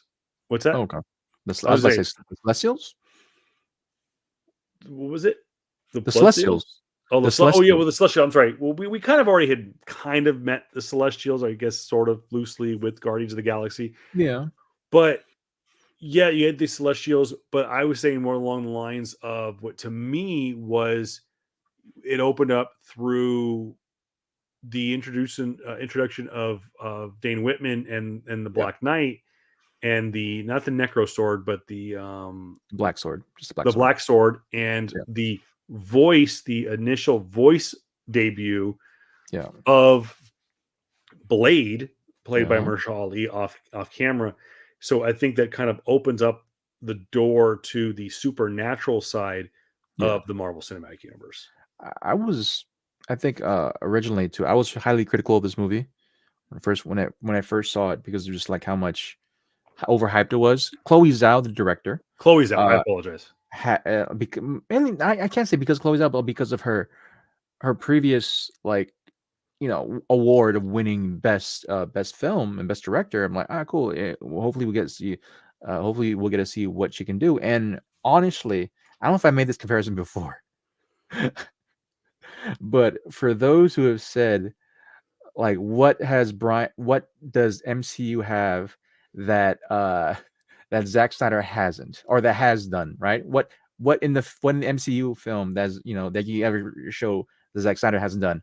Well, we have it with Eternals. I'm gonna make that claim. Like Chloe Zhao, the Eternals is quite for me, cinematography, story wise, all that stuff feels very much like a Zack Snyder film. And the reason why I say this, the reason why I say this is because like she was doing way too much, right? Way too little. It was under 2 hours. It felt very rushed. COVID did play a part. And there was a lot of scenes for me that had an amazing scale, amazing cinematography. The scene with it was Selma Hayek in her ranch by herself in that side view panel, like that's a gorgeous scene, right? Yeah. Gorgeous scene led to something, right? Led to something really like it was just too much of there. It was too much cinematography. There was too much artistry there, not enough story for me. And the story boils down to like for spoiler, the story boils down to like, oh, I'm actually a bad guy all along. Oh wait, I want to stop being bad guy. Let me be good. That was just basically it. Your Superman wasn't really Superman, and you try to right his wrongs type of stuff. And so that's what it felt like to me.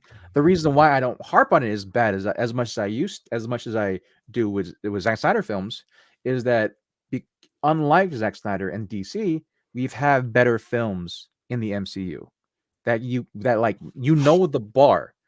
In DC, for some obvious reasons, Zack Snyder's the bar, and for me, that's a really fucking low bar, right? So Chloe Zhao, I feel like she can do better, and hopefully And she will do better. I do hope that they give her a chance to redeem herself. I think that it is not a it's not a great movie. Mhm. It is a good movie. And I think too, it could end up being one of those artsy fartsy movies where people can say, and I can see the argument with this is like people go, oh, they don't get it, or it's ahead of its time. There's a little bit of that. I'll definitely agree. There's a little bit of that. Mhm. And that she took a very cinematic approach to Yeah. a Marvel movie, especially considering the heavy hitter actors that they have, including an actress I never in a million years thought that they would Mhm. get to be in a Marvel movie, and that was Angelina Jolie. Angelina Jolie. Yeah. I mean, you And talk about, oh yeah, we can get Academy Award winners, and yeah, then there's Angelina Jolie. She is yeah, literally one of the princesses, if now not the queen, one of the queens of yeah, Hollywood. for the She longest time. for the Like, longest time. So yeah. um Again, my also point of contention. The reason why I feel like it's a Zack Snyder film too is they also kept the they kept the fucking thing of like, oh, we're the gods you pray to this whole time type of motif. We're like with Zack Snyder, when, like I said before in the previous podcast, like, oh yes, he's trying to set up Spider-Man, he's trying to set up Superman to be Space Jesus. In Eternals, nah, man, the original gods were the Eternals. I'm like, yeah. two on the They nose. played around. They played around with too much continuity, and of course, they Yeah, contradict themselves in Phase 4 at least 2 or 3 times. yeah. So we're really moving around along. Let's finish out 2021, which of course we're coming up on the 1 year anniversary of one of these. Actually, both of these shows. You have Hawkeye. I thought this was going to be like, wah, wah, wah. This was going to be like, it was going to be fun, but it's Mhm. Hawkeye. Let's be realistic. It's a Hawkeye show. Mm-hmm. And it actually ended up being really good. Bro, it was my Really good. sleeper hit of And the sleeper hit it of the was the fucking year. sleeper hit. Yeah. And I'm going to say right now, looking at my list, Mm-hmm. that Hawkeye has been one of those shows that has jumped around my list multiple times. Is it in my top 5? No. Mm-hmm. And I'll say this, the reason being is when you see my list, you'll understand why. And I've played around with this list so many times, but it is one of those shows that every time you watch it, you're like, no, it's got to go up. It's got to go up. And then you see something else and go like, oh, okay, you got to put that up. No. And Hawkeye is one of those shows that you never go, it was good. To me, Hawkeye was highly entertaining from beginning to end. Yeah. Yeah. It was definitely like I was definitely want to see how Haley Steinfeld would do. That's the biggest thing. Like, if you get Haley on board to do anything, that's the win for you for the long time coming. Because Haley Steinfeld, we talk about, like, again, Academy Award winners. She's been the it girl since she was 14. 14. So, like, yeah, you want her, right? And not only that, but having her and Florence fucking Pugh in the same scene together and how they just bounce off each other is amazing. Wait I for did that. not know. Yeah, I didn't know I would love a relationship. That didn't cross my mind. Like, Kate Bishop with Yelena, like, what? And now we have it. Talk about Laqua Cox as Echo. Yeah. Fan freaking tastic. People were concerned about a deaf handicapped woman playing an action hero, and she absolutely killed it. I really look forward to Echo and them expanding the storyline between her, especially her and Matt Murdock, who we were introduced to. No, we did not see him in this show. I apologize. No. We saw. We did get to see Kingfish. Kingpin, and really, we now have gotten to see the connection between the television side and the movie side, though people will say, oh, it's a different universe, it's not the same Kingpin, it's the same Kingpin. It's just different, and I'm looking forward to seeing him return in Echo as well. That brings us to December of last year, and I saw this movie not knowing at the time I was full-blown positive for COVID-19. Took my family to go see it just days before Christmas. Yeah. And despite having the quick on, well, what I thought was a hangover, was actually the precursor to full blown COVID, which I would be hit with about 3 days later. Absolutely enjoyed this film. Yep. I got emotional at times. I geeked out at times. I had a lot of fun.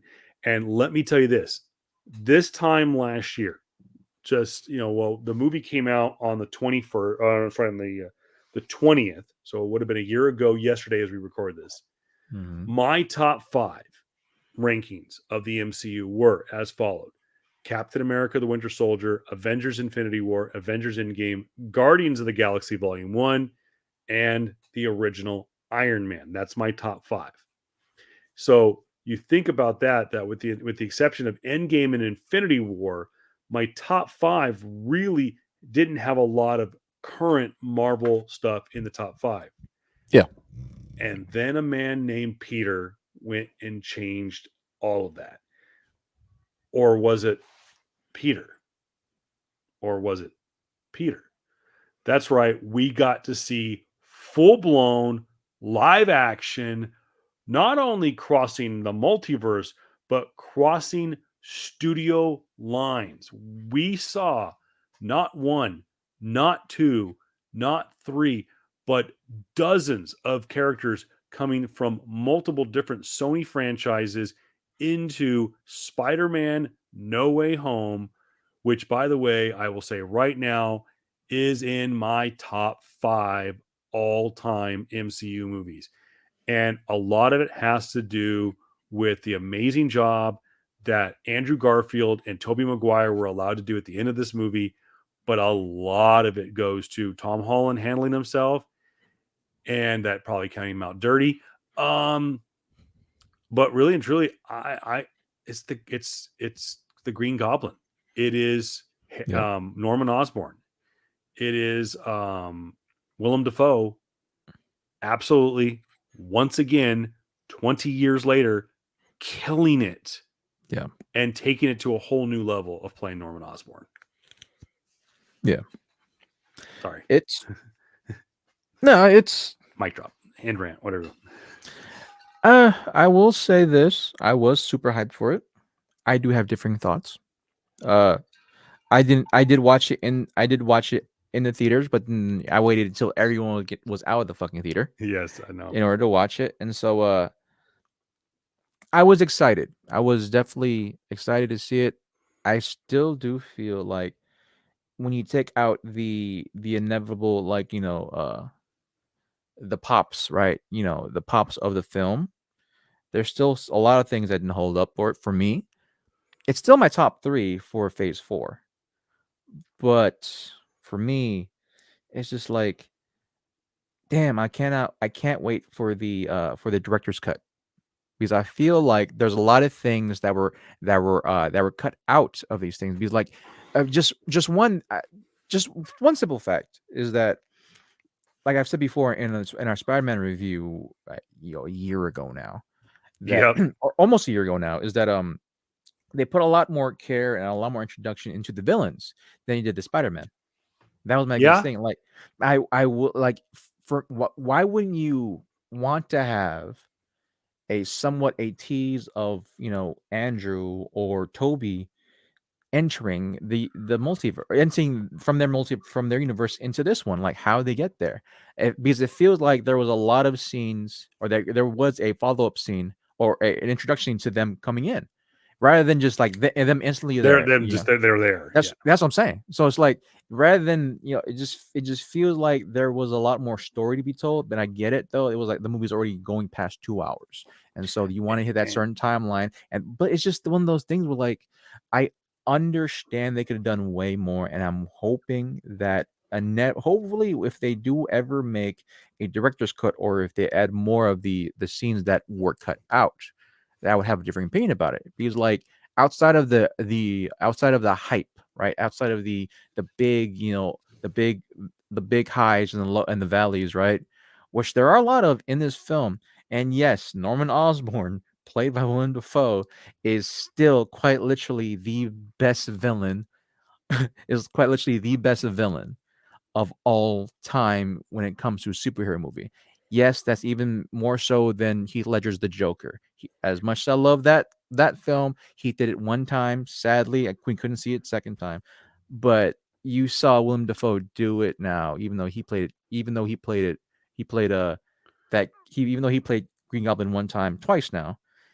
The length in which he did it from then to now, and the stark differences and the nuances of who he can take Green Goblin to, man, is the standard. Is fucking bar none, bro. And So Alfred Molina once again killing it as Otto Mhm. Octavius. Yeah. The ageless wonder that is Alfred Molina. Jamie He- Foxx did a great job. I think it was a great redemption for Jamie.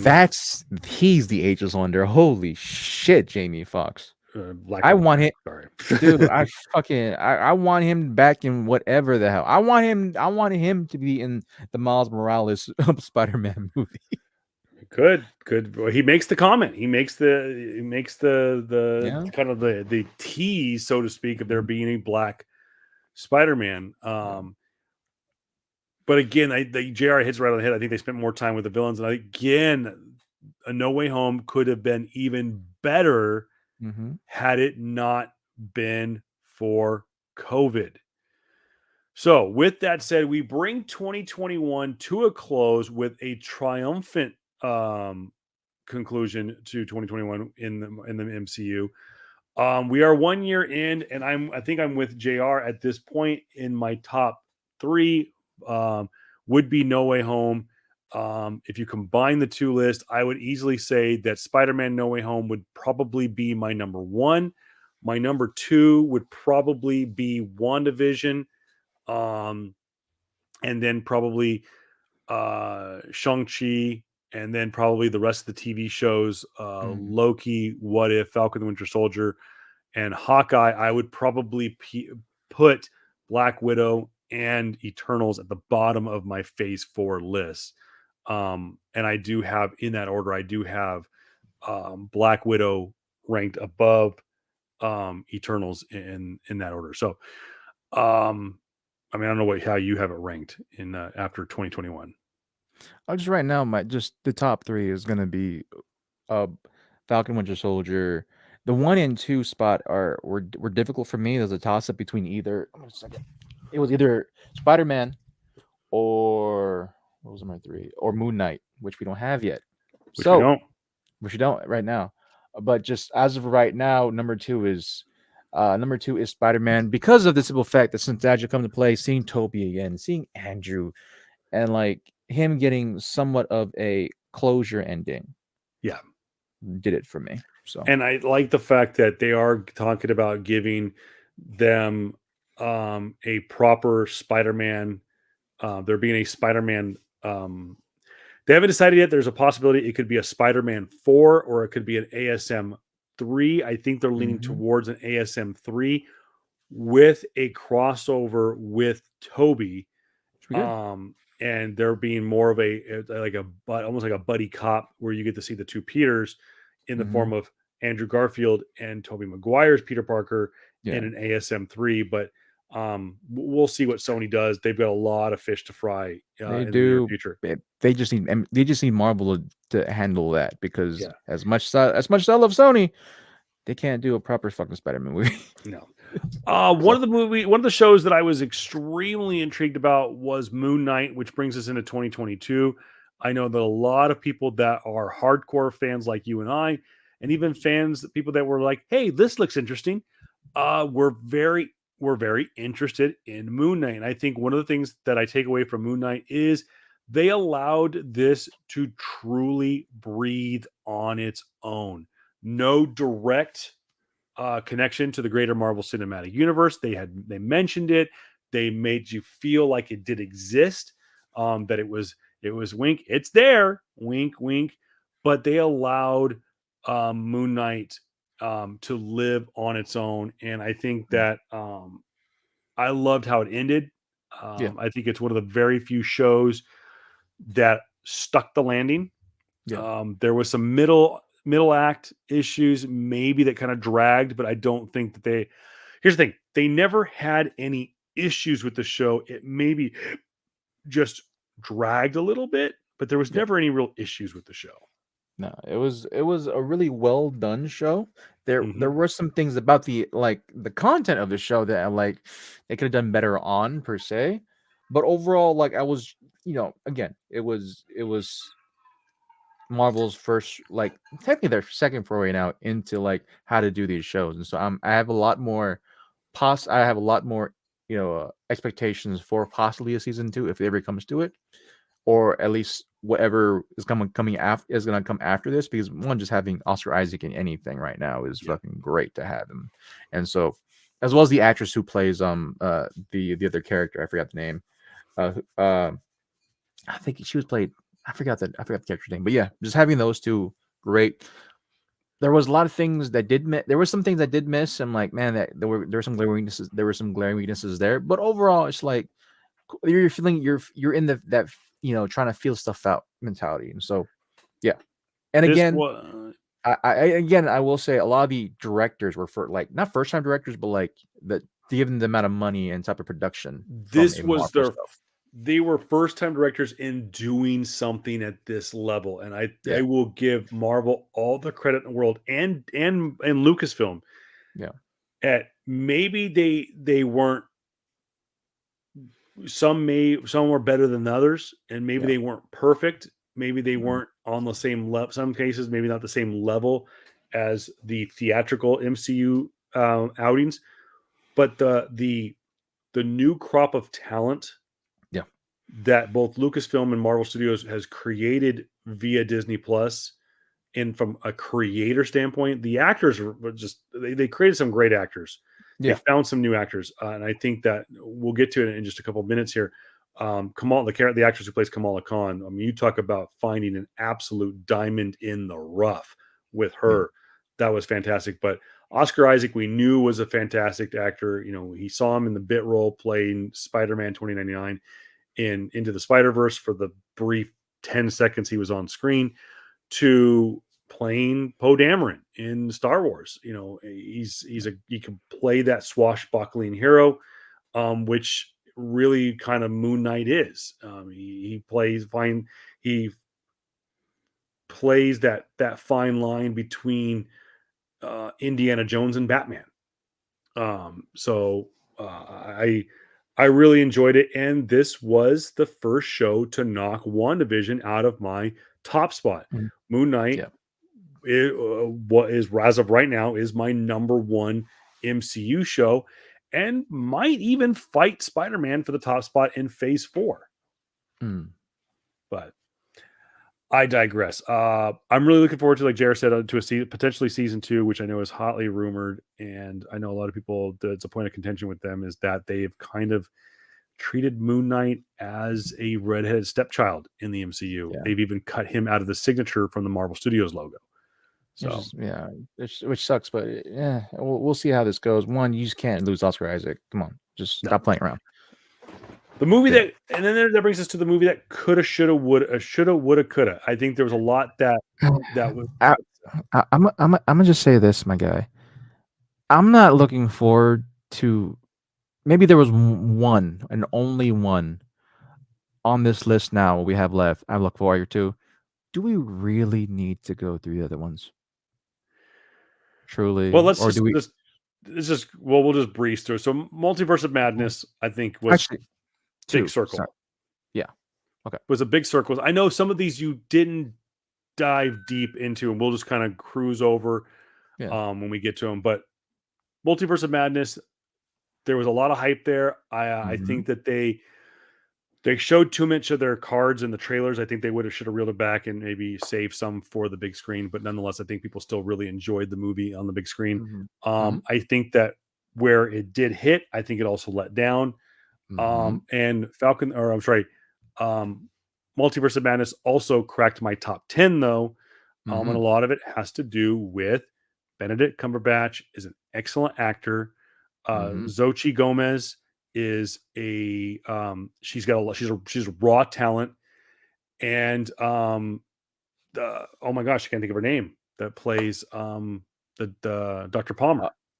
oh yeah. The Amy Adams? No. No, Not Amy Adams. Oh god, That's Lois Lane. that's right. It's McAdams, Rachel McAdams. Rachel McAdams. Rachel McAdams. Because that's why I'm. Rachel McAdams and Amy Adams, they look the freaking same to me. Yeah. Great movie, fun movie. Sam Raimi stepping in to the role he was made to play, and that is just doing creepy sci-fi superhero movies, and he nailed it.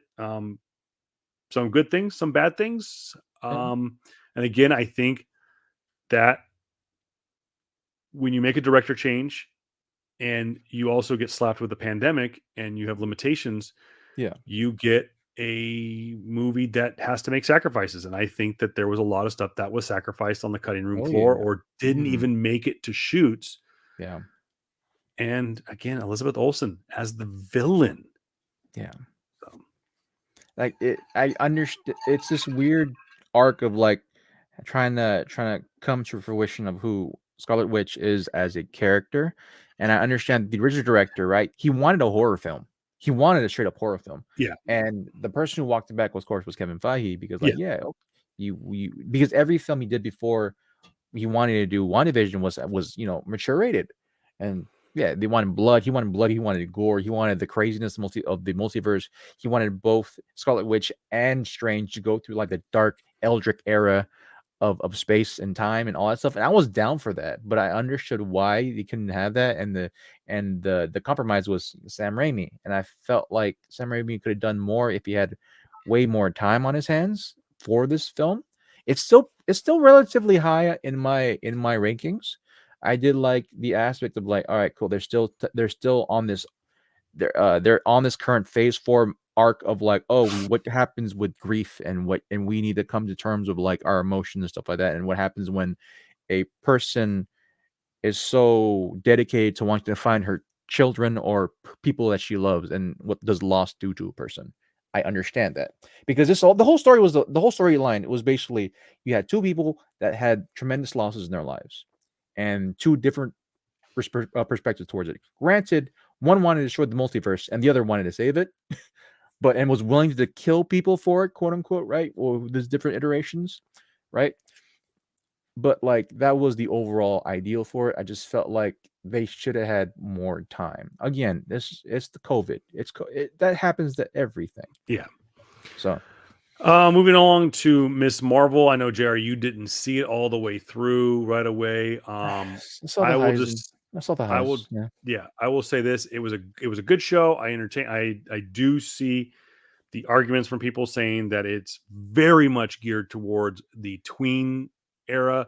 Iman Vellani was fantastic as Miss Marvel. Also, Zenobi Sharaf, who plays the friend. Yeah, I believe. No, I'm sorry, that's the mom. I apologize. That's mom. Was actually was good too. The friend is Yasmin Fletcher, was absolutely hysterical. She was great. And then of course also was Matt Lentz, who played Bruno. Yeah.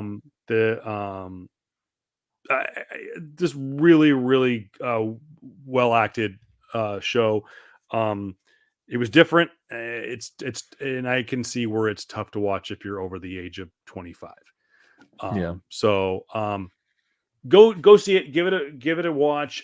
We never gave it a full proper review only because it's really tough for a 30-year-old and a 40-year-old to identify with the show. Or Jared's probably, are you in your 30s? Yeah, I mean, like here's the we've said before, man. Sure like, I wasn't speaking out of tune. You're good. It's just more again, like I've said before, man. It's like I get it. There's that conversation. People saying like, well, you watch fucking Spider-Man. Why can't you do the same thing with Amani, with freaking Miss Marvel? I'm like, because we didn't go through all of the things that they go through just in the first 2 episodes. I'm talking about the cringe-inducing stuff, man. I'm like, I went through this stuff before. I don't want to watch it again, man. But I'm still here for it in the sense of like, I'm still want to support her. I don't want her out of the MCU. If she wants to go do that, go do that. It's just not me. It's not for me, man. That's it. And I'll probably feel the exact same way when they do, when they do the freshman year with Tom Holland or the animated series. I'll probably feel the exact same way with that, man. I'm like, oh no, puberty again. Oh no, being, all this all the nerdy things, all the weird cringe stuff we used to do when we were kids. It for me, it shows secondhand embarrassment because, again, it makes me come back. It makes me harken back to all the cringe shit that I did when I was a kid. Yeah. Right. So I don't want to. It's not for me. Kids are gonna love that, and great for them. We need more of those fans in the MCU. And believe me, we're all gonna come to a point in our lives where we're gonna possibly watch y'all gonna get older for our younger fans or for younger listeners out there. Y'all gonna get older, our age, and when the next, I don't know, freaking, whatever upcoming, young thing the MCU is coming up, they're going through high school. You'll feel the exact same way. Believe me, it's going to happen. So, yeah. And of course, again, we'd be remiss if I didn't point out, like JR mentioned, that she's one of the young up and comings. Where is she going to be a young Avenger? Is she going to be a Dark Avenger? Is she going to be a champion? We don't know. We do know that her powers have been unveiled. She is a mutant. She's one of the first mutants to be unveiled. As a matter of fact, she's only the second mutant that we have been directly introduced to in the Marvel Cinematic Universe when we were introduced to Professor Charles Xavier in Multiverse of Madness. And then we were introduced to Kamala Khan as a mutant. Moving on to so that's the connection to the greater cinematic universe, that she's a mutant, and I think that we'll cross that bridge when we get there. Thor: Love and Thunder. Again, another entry from Taika Waititi that coulda, shoulda, woulda, and it fell flat. Two movies that were combined into one. And you and I both agreed that, okay, Christian Bale in the Marvel Cinematic Universe playing a villain that JR, you have a lot of invested interest in. And he kind of came in the back door and surprised everybody as his portrayal of Gore the God Butcher. But the rest of the movie just kind of fell flat. Not a good entry from Taika Waititi. What kind of fucking rom-com bullshit was I watching? It was not good. I've said this before, and I will say it again. Thor Ragnarok is a good movie. Okay, but Thor Ragnarok right now is my number 19 movie overall. And it will not move from that spot. Thor Ragnarok is a good movie, but it relies too heavily on its continued shtick. It does not deviate. And yes, everyone's like, well, it was a welcome change. And I like that part. It just didn't evolve. And I enjoyed it. 30 movies in, there's not a single one I hate, including Iron Man 2, which is my 30th, which is number 30 on my list. I don't hate it. I'll watch it. It's just not my favorite. It's Winter Soldier. I will say this about Thor: Love and Thunder. The shtick, right? And the reason why it's so overplayed is because they started the shtick. They started the shtick, which quite literally every fucking MCU film after Ragnarok has started to adopt. And then they continue it in there. It's like, bro, like I understood that you're technically the grandfather of this, even though it's been like 4 years since Ragnarok, right? But good God, man. Like one time, just more than one time, please be serious. Please. Exactly. Just please be serious. I get that, that Chris Hemsworth has said before that, that in Ragnarok they just totally changed up Thor.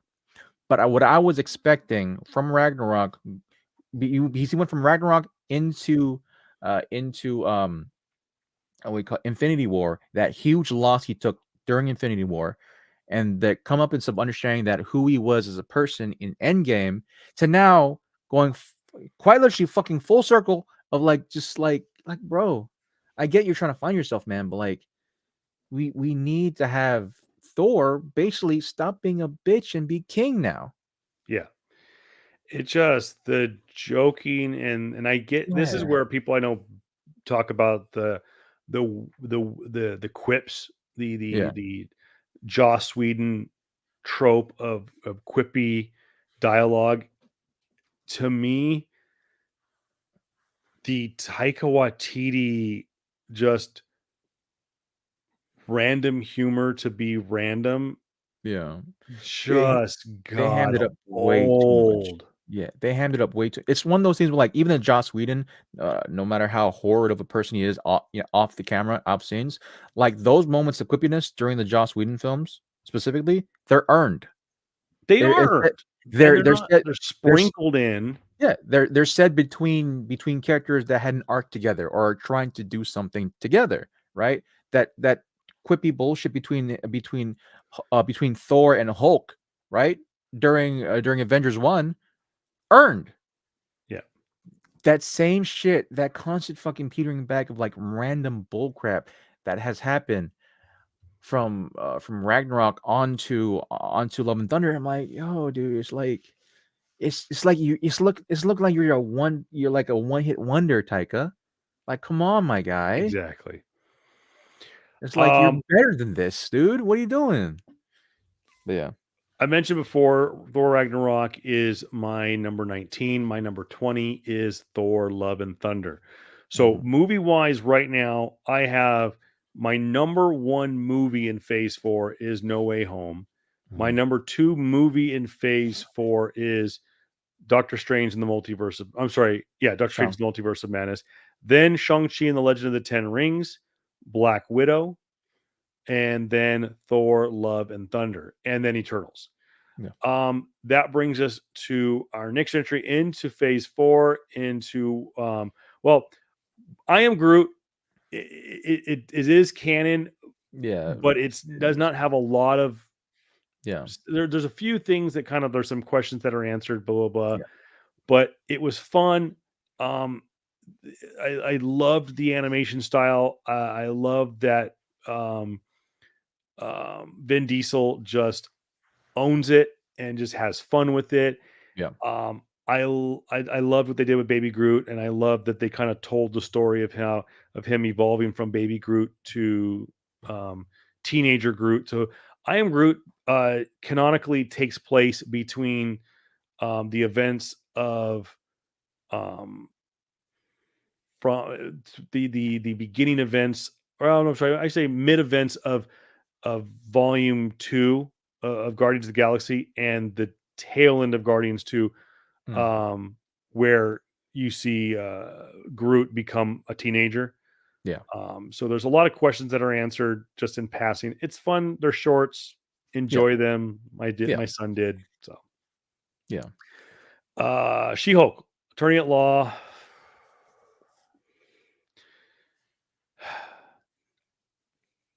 I wanted to forgive it. Yeah. Oh, the CGI looks like shit. Yeah. You're dealing with a 6'5" woman on a TV show I who mean, plays a lawyer.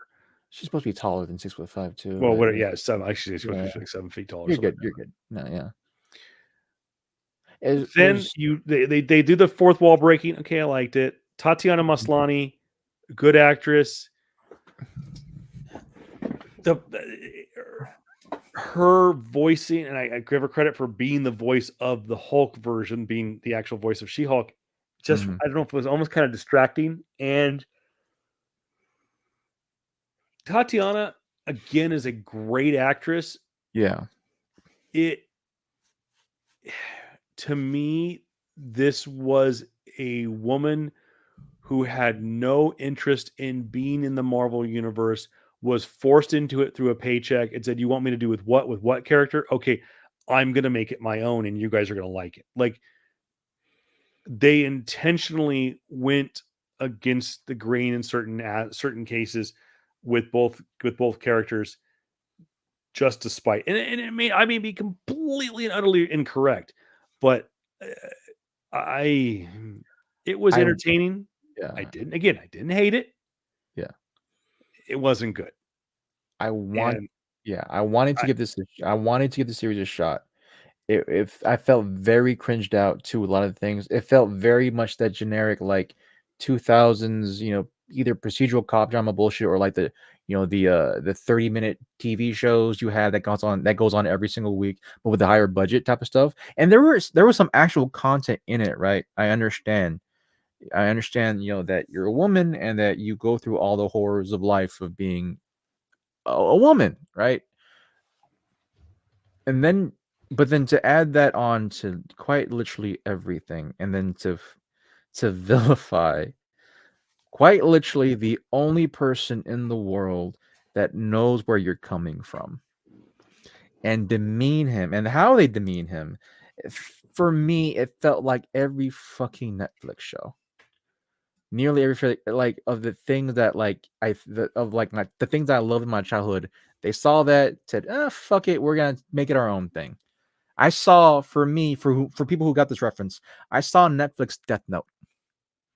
Let's see, I haven't seen it. Exactly. You don't know. Thank God you don't know. What I saw fucking Cowboy Bebop Netflix. I saw the horrible shit they like. I honestly try to literally see the message. There were some funny parts in it, cool. There were some parts that like, cool, they need to say this stuff. But good God, was every fucking male character so super hammy. Yeah. Was so like pitch note. Like, I get it. I understand the whole reason why you have these men, typecast this way, because okay, nail on the head. Every fucking female in every fucking comedic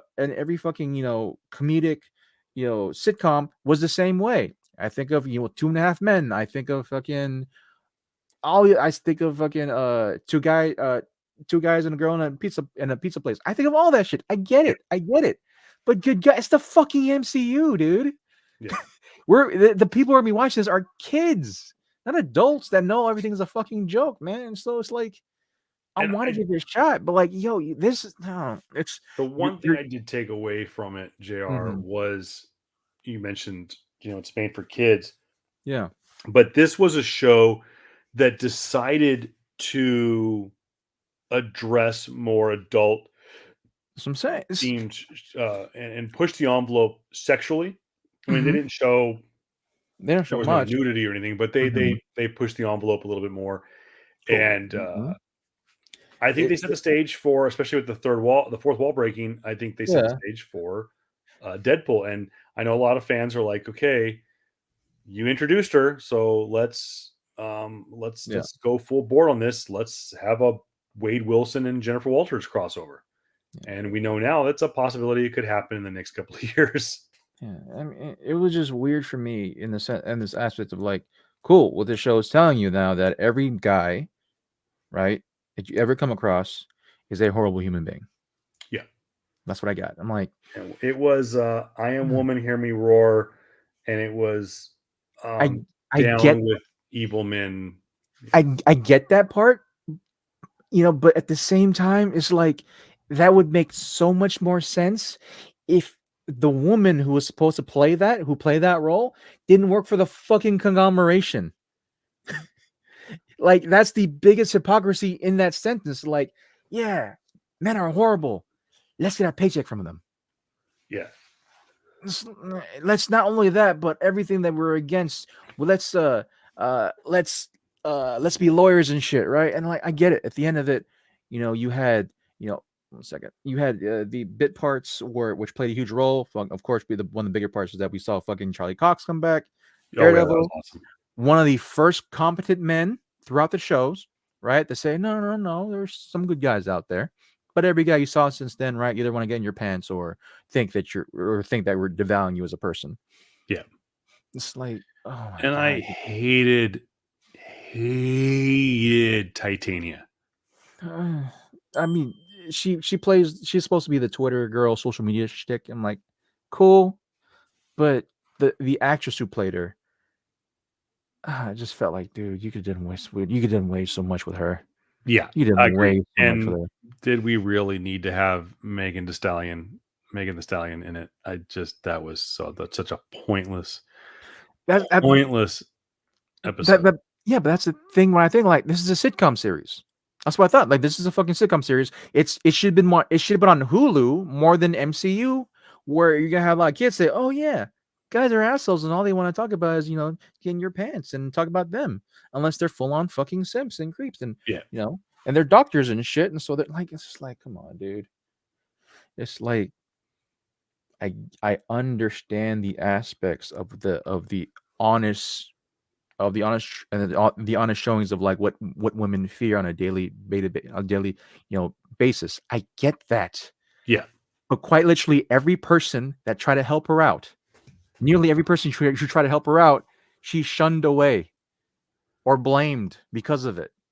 It's like, yo, man, you yelled at the one dude that knew what you're going through, who was on screen to say that he nearly committed suicide one time, or he did commit suicide, and then the guy stopped it. And then you said that, oh yeah, all your pain, all your stuff that you went through, ain't really shit, cousin.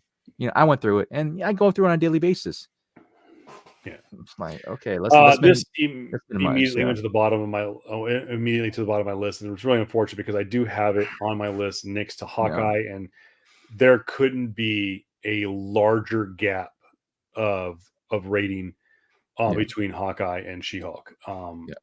I wouldn't necessarily give it like a 1 or a 0, but it'd be in the point value would be like a 4 or 5 or something like that. Down the home stretch we go. We get to the last 3 entries into the Marvel Cinematic Universe Phase 4, and an absolute dark horse came out of D23 when they showed the trailer for Werewolf by Night, the special Marvel special presentation, the Halloween special. It was long been rumored. It was one of the worst kept secrets in Marvel Studios, and they finally officially made reference to it. They showed a trailer. The presentation from beginning to end was perfect. When they released the movie, was it the week before Halloween? I think so. Or something like that. Yeah. Something like that.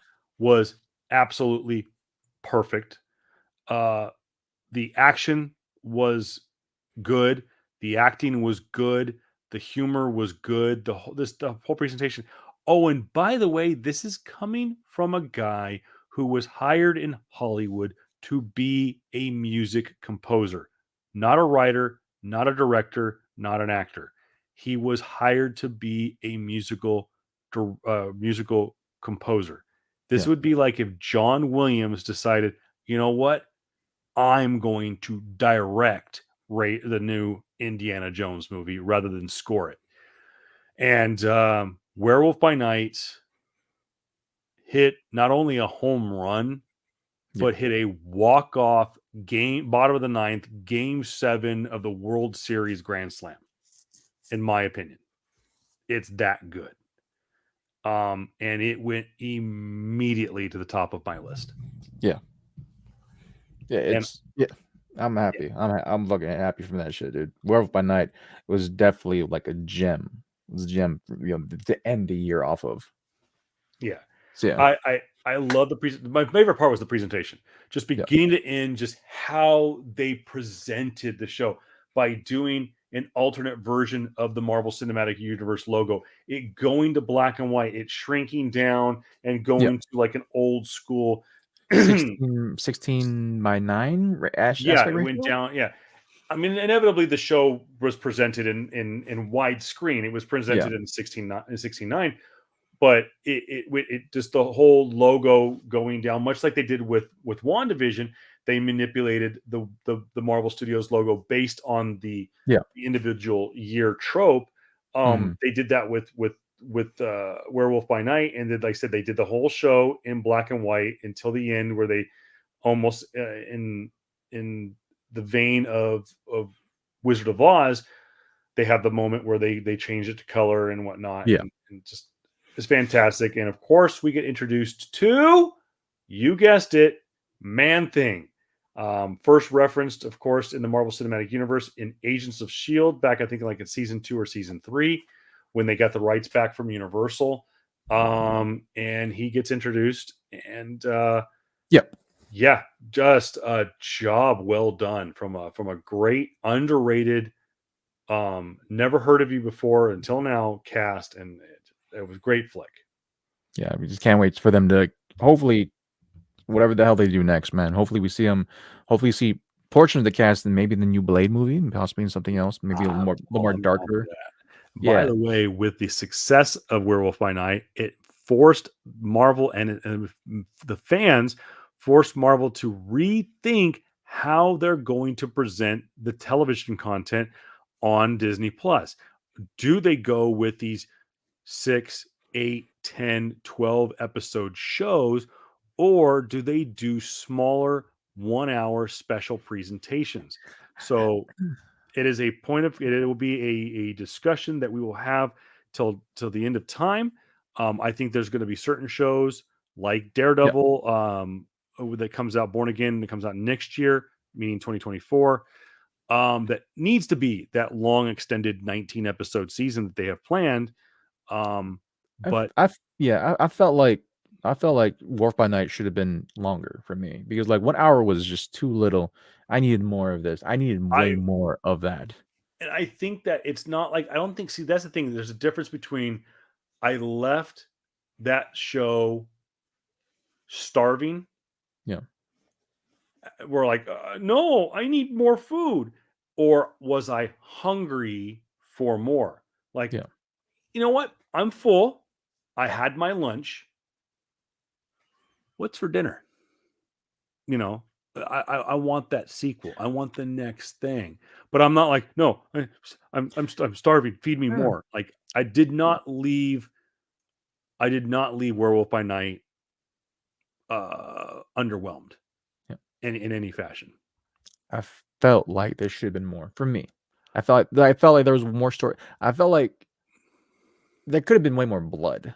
Granted, there's a lot of blood to begin Yeah, with, but yeah. like I feel like there could have been a lot more of the practicals. Granted, it might have just been because the director, maybe his first foray into making something of that caliber. But at the same time, it's like I just felt like there was way more story to tell somewhere, man. If you have a chance, go back and watch the Marvel assembled making of Werewolf by Night. I think they call it actually something else. Yeah. I think they call it Director by Night, and it's very much more of a not necessarily behind the scenes of the movie, but more of a behind the scenes of this director. Mm. Mm. And it took him from when he made movies. He is a movie maker. I mean, when I say that he was a composer, he is a composer, but Yeah. uh, he started his career off making home movies when he was a kid, and he has a Yeah. taste for it. And I think that there was I think he left a lot on the table, and I think there's going to be a lot more of this guy. And I can't wait. I hope Yeah. they give to the guy a second chance. Maybe he does another special presentation next Halloween. Come on now. There was a rousing success for Warf by Night, so yeah, they're obviously gonna make him do something more. But yeah, moving on. Hopefully, Yes.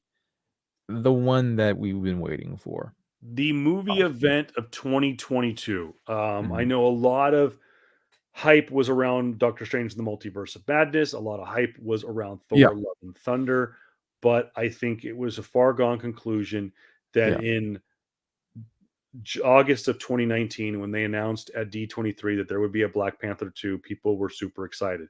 yeah, And literally 1 year later, August of 2020, we get the unfortunate news that Chadwick Boseman, our King yeah, T'Challa, our Black Panther, passes away after a yeah.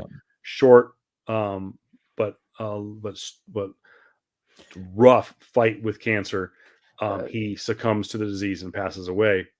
it's Um, not. It wasn't short per se. Well, it was short in the it sense was of like 5 years, but he was in commission and it came back.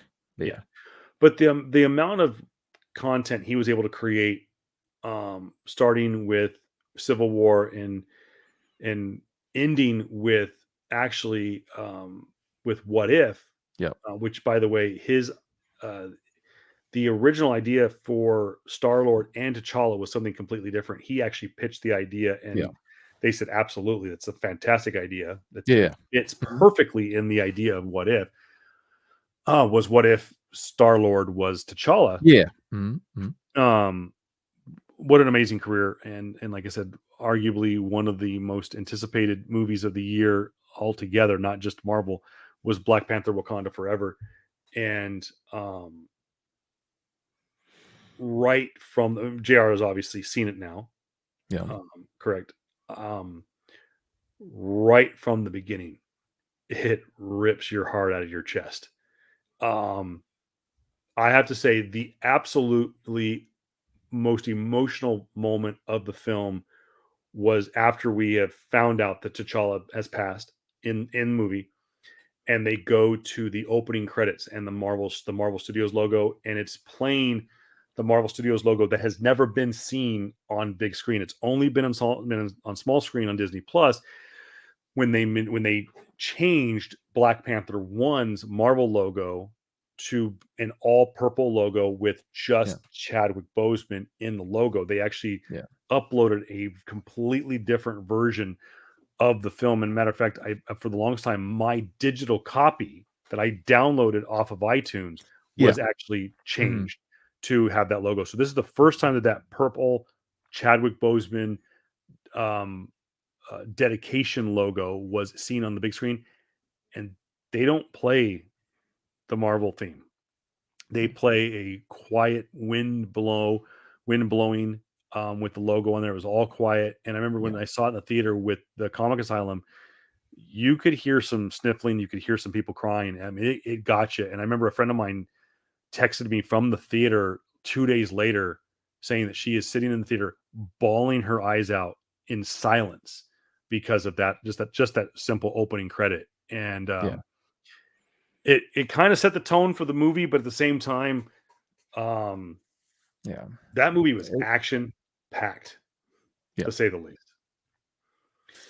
Yeah. What was your total takeaway from Wakanda Forever? It was a good movie. It was a good movie. I felt like still they did way too much. Uh, Looking back, my first initial thoughts like, damn man, like yeah, you truly do feel the hole that Chadwick Boseman, T'Challa left behind. And it shows. It shows throughout the whole movie. The whole thing, the whole fucking capitulation of the last 2 years have been the thing that MCU or Phase 4 has been kind of showing through the shows onwards to movies now, sadly, is like how do you deal with grief? Yeah, Period. How do yeah, you deal you're with not you're grief? wrong. How do you deal with how do you truly deal with loss? And sadly, the concept came to fruition in a real way when we had to deal with Chadwick passing away. And you see that I'm like, damn man, we could have done it. Like, how do you do a movie without him? Yeah, this is what you see. It not better than Black Panther 1, just up front. Mainly due to the fact because of how much he meant to the franchise. You just can't. For me, you just can't do it. And going back and listening, and after the movie, listening to Ryan Coogler, listening to all his reasons why he didn't want to do the film, how his podcast, him just thinking of Chadwick and the last much he said to him, and he fucking cried on camera, and he cried in the call. Like just thinking about it, I'm like, yeah, it was hard for me to do it. He like just hearing Ryan say, I didn't want to do the movie anymore because the movie was supposed to be so much about T'Challa, so much about who he is as a person and how do you grow from that.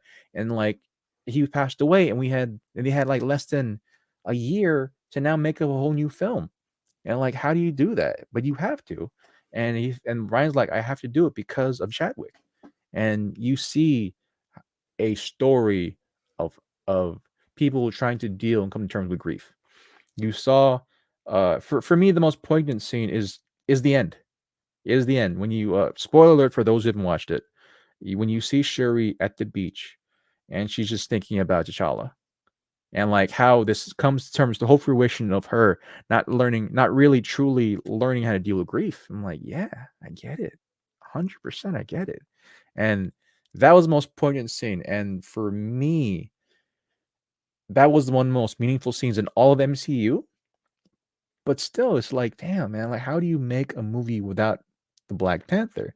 Yeah, And how do you come to terms with that fact? And how do you build from that? The Black Panther Wakanda Forever is is like I think number 8 on my list because of the simple fact that for me, I just can't. I can't look at it any differently without Chadwick. That's just my own personal thing, and so.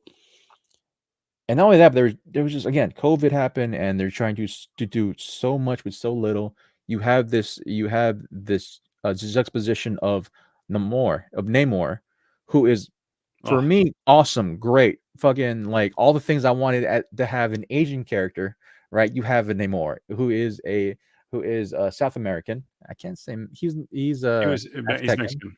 Yeah, he South American. He Aztecan I think is.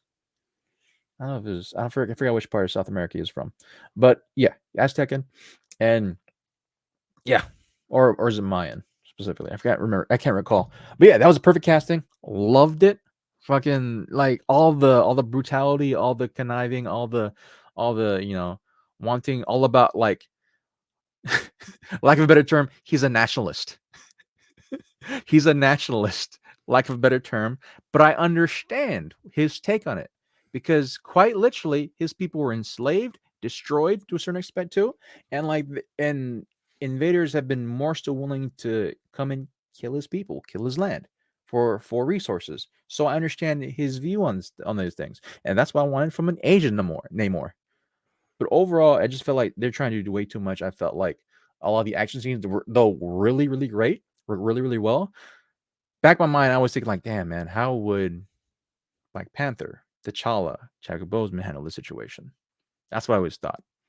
And like, damn man, I just can't get past that. I couldn't get past that. I think that's the reason, one of the main reasons why I ranked it so low on my list because of how much esteem and love I have for Chadwick. I'm gonna inevitably watch it again when it comes out on Disney Plus and just Oh truly yeah, see it from a visual standpoint, from a story standpoint, and maybe it'll go higher on my list because of just trying to work out through all my emotions, man.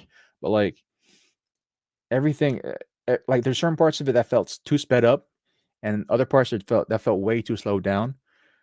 It's just spoiler alert, fucking spoiler alert.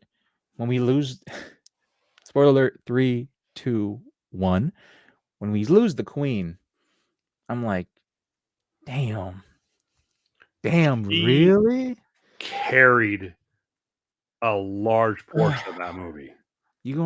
That hurt too? And I felt like if if Black Panther was still alive, still around, I felt like that would have been the tugging moment for him, right? To Yeah. truly come to terms. But like, man, like, damn, you really, really want to put all this stuff on the shoulders of Shuri, right? And even though all of the quote unquote drama and bullshit that has been surrounding her spirit, man, like I give props to Letitia Wright. I got love for her. She has had a certain level of grace just thinking about how to attach herself to this movie and how to truly come to terms with the passing of Chadwick and all of that, man. So yeah, everyone involved was great. But just like I just can't get past the fact, like, damn man, like he left such a big hole. He left such a huge fucking hole. I just can't overlook anymore. So yeah. I cannot get over Angela Bassett's Mm-hmm. role in this movie. And I thought she killed it. Everyone jokes about it, and I will say this right now that she deserves a nomination. Mm-hmm. She did a great job. I mean, just with her monologues Yeah. and whatnot. Yeah. I really, really think that she deserves deserves some accolades on this. Absolutely. The guy that plays Namor absolutely killed it. I was Mhm. like, oh god, like really, like I wasn't a fan of the casting, and then I saw it. I was like, you know what? Okay, let me see the movie, then I Mhm. will judge. And I was wrong, and I enjoyed the actor, and I look forward to him. And he really, at times, made you believe in what he believed in, and Mhm. then he made you go, wait, what? And you Yeah. kind of just like rethink yourself a little bit there. Man, So he's extreme. He's extreme. I felt like we need an origin story for him specifically, or like we had an origin story, but like more so like an origin like movie for him specifically. Oh yeah, And so yeah, that was the thing that played really well. Danny Guerra, she as Okoye, again, great. yeah, How having to deal with like again how grief and how people take it and how it differs among others and how they work through it. You see a lot of love in that. You see a lot of care in that in the film. And even in certain parts, and in a lot of parts too, you see a lot of what happens when people don't put enough attention to that. And yeah, it was definitely a movie built on the whole key aspects of like, damn, you understood what loss meant to you and what loss looks like in the sense of like how it can truly shatter a nation of Wakanda. And so, yeah, man, just damn, it just fucking think it just sucks, man, to think the queen passed away. Granted, she saved Riri, and we even talk about Riri, man. She was great too. yeah. But like, I'm still conflicted about her. There were yeah. certain aspects of her character that I was. I don't think they did her right, but I'm willing to give the kid a yeah, more of a shot just because one when you get the okay from RDJ, you get the okay from me. We yeah. get the okay from RDJ. So it's like And it doesn't sound like we're gonna yeah, get the Tony Stark AI that like they do in the comic books. I think we're gonna yeah, go a different direction, but yeah, I'm hoping that they do something a tip of the ball cap a little bit to. yeah, Anyways, I enjoyed the film. yeah, I'd love to go more in depth with it, but I really don't think that there is anything else we can say about the movie. yeah. Um, I will say M'Baku was yeah, great. I, I will say if we want to revisit this when it comes out on Disney Plus and Maybe maybe rewatch again, we we talk about it. rewatch it, do maybe Yeah. a watch along, or we do a full review. Mm, But that brings us to our last step, and then we're going to unveil our top list. By the way, as I just finished my list, I am going to intentionally leave out I Am Groot. We are kind of considering it canon here on our list mhm, breakdown. We did kind of break it down a little bit. I'm going to intentionally leave it off my list, just because I don't have a strong enough opinion, yay or nay, about it. I enjoyed it; it was fun. Guardians of the Galaxy Holiday Special. I kind of knew what I was getting myself in with this. It was going to be a tongue-in-cheek um tribute slash mhm, parody of the Star Wars Holiday Special. And it was with the whole animated opening, which was hilarious. Um, and then to me, it's the same thing that Taika Waititi is. He just he falls into these these kind of traps of doing the same thing over and over again, and it's funny. It's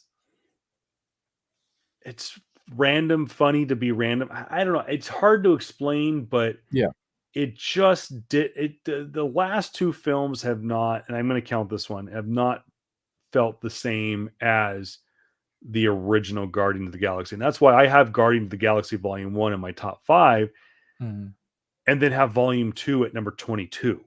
mhm, And the holiday special to me kind of fell flat. I didn't have, even to compare it to Werewolf by Night, it's night and day.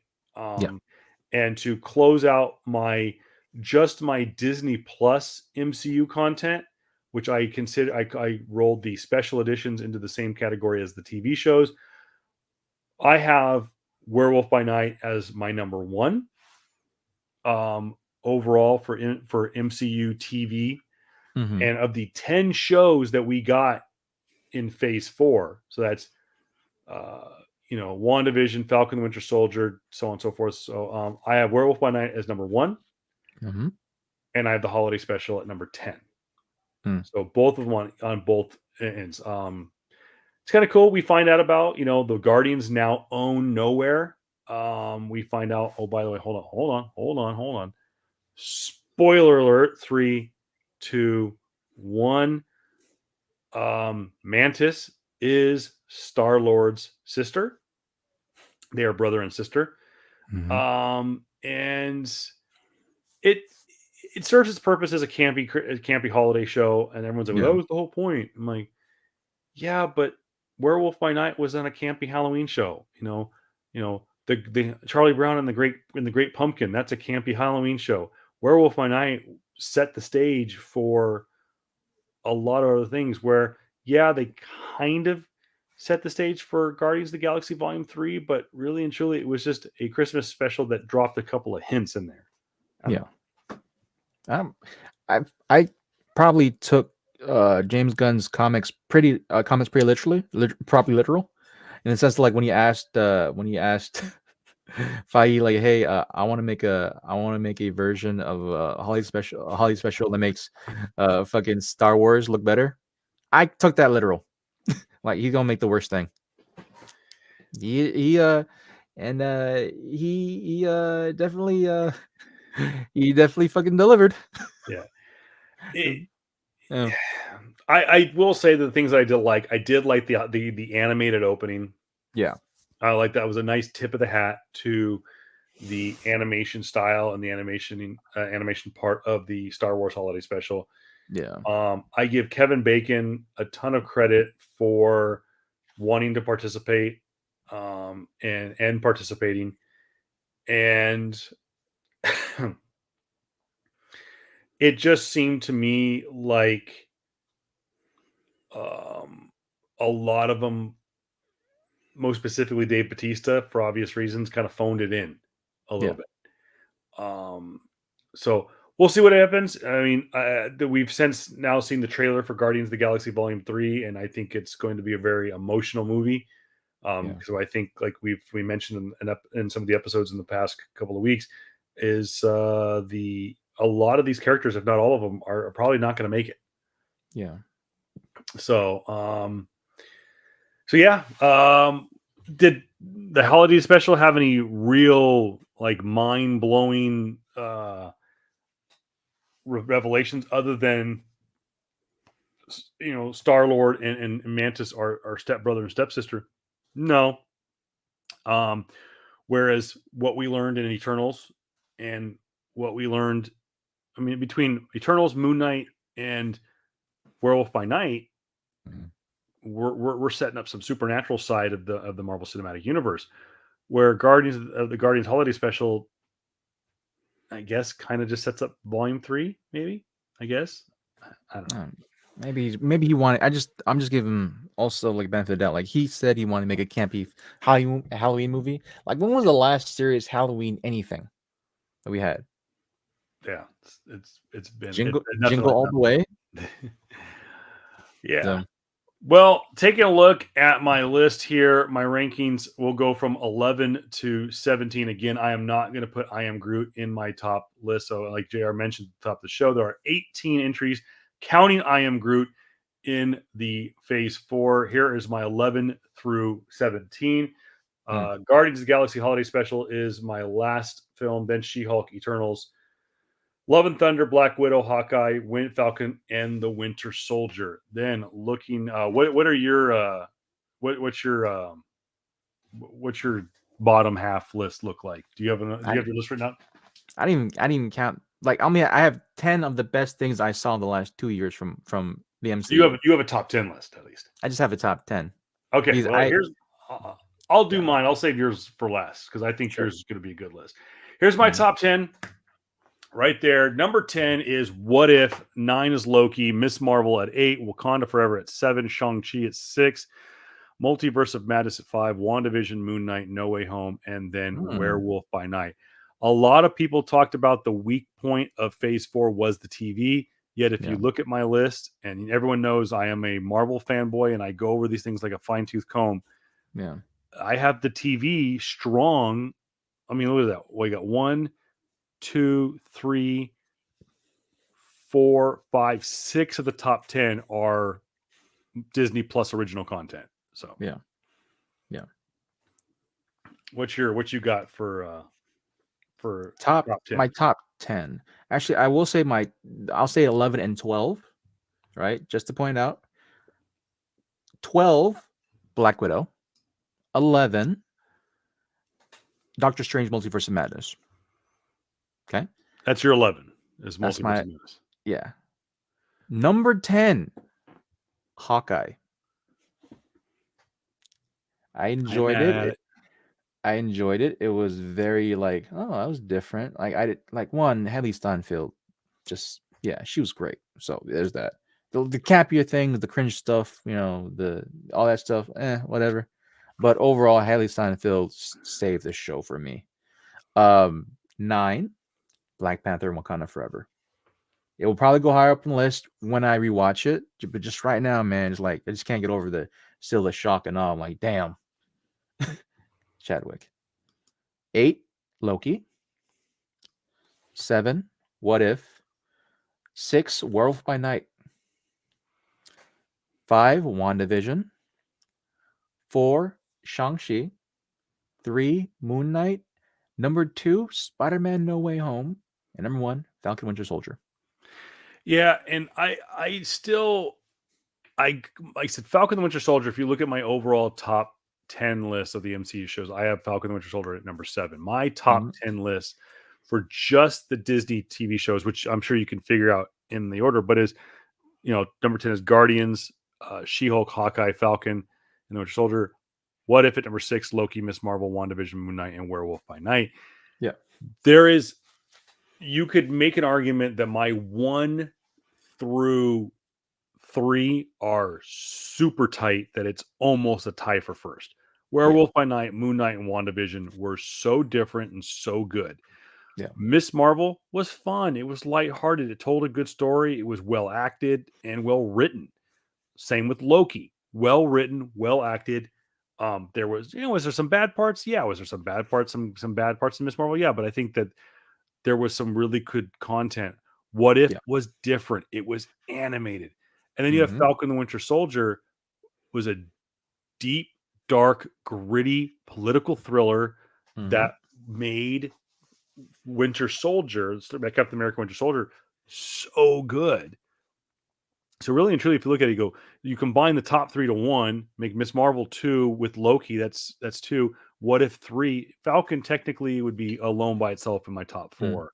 Yeah. If you combine it, but like I said, man, just the one thing that Falcon Winter Soldier did was truly look at the pillars of like why Steve Rogers Captain America was so great, and at the same time why was it failing Captain America? Because one, the biggest question is like if Captain America represented all of what's good in America, what's good to be an American, why is it then the history of our country when it comes to slavery, when it comes to the handling of the socioeconomic climate at the time, specifically with Black Americans and minorities, it's like, why is all these things happening? And if so, why do we have a big problem then with having a Black Captain America? Why is it that in the MCU having a Black Captain America was so shunned at the time, and that they wanted to destroy him and erase his history? Like that just so for me was like, damn, finally. Like they showed some history. They showed like, oh no, this people call it woke, but like it's like, no, man, this is fucking our history. Like, what do you expect, bro? What do you expect? Like, and so for me, that's one of the reasons why it really pained me. And like all that, and also it fucking destroyed the trope of like, like, oh, all the female revolutionary, right? Like all revolutionaries, right? They want to do revolutionary type of stuff, but like, yo, she just wanted, she wanted to kill the people that came back and found out that their houses were ransacked and lived by somebody else because of the blip. So it's like just the whole thing of like all these things involved really mattered to me. It really, really, piqued my interest. And so that's the reason why Captain America and the Winter Soldier is number 1 for me. And again, if you guys have a chance, go back and watch our breakdown. Go to the playlist. Go to youtube.com/@voiceofreason23 and go to the Falcon Winter Soldier playlist in there. And that's probably some of JR and I's best work when it comes to breaking down these these shows, and we just talk so much about the Isaiah Bradley episodes. You want to talk about fucking making a statement, dude? U.S. agent holding the shield with blood on it. Come on. One of the most Holy fuck, mind-blowing, cringe-inducing chill factors of the show. And just a great job by the I can't think of the actor's name. Who had a fantastic job, and I really look forward to seeing U.S. Agent in all of his comic book accurate glory in Thunderbolts. And like I said, that's what's so great about this Phase 4 is not only is it setting up an eventual Avengers team with characters like Shang-Chi and maybe a multiverse of Spider-Man and Miss Marvel and a bunch of mutants. And maybe, it's not only setting up that, but you're also setting up Thunderbolts and a group of anti-heroes like Taskmaster and Red Guardian and the new Black Widow and Ghost and whatnot. So really looking forward to what Phase 4. Was it their best outing for Marvel? No. But again, JR has said this time and time again. What if there was no COVID? Yeah, it's what if could, it's just when a majority of everyone in the world was in their house for majority of the year, but you expected people to go to make your entertainment, go out and work.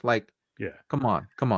And again, I will give all the credit in the world to these actors and actresses and creators, but I will say probably single-handedly the movie that takes the cake for this is how you make a movie in COVID, and the credit goes to John Watt, the guy who did Spider-Man No Way Home?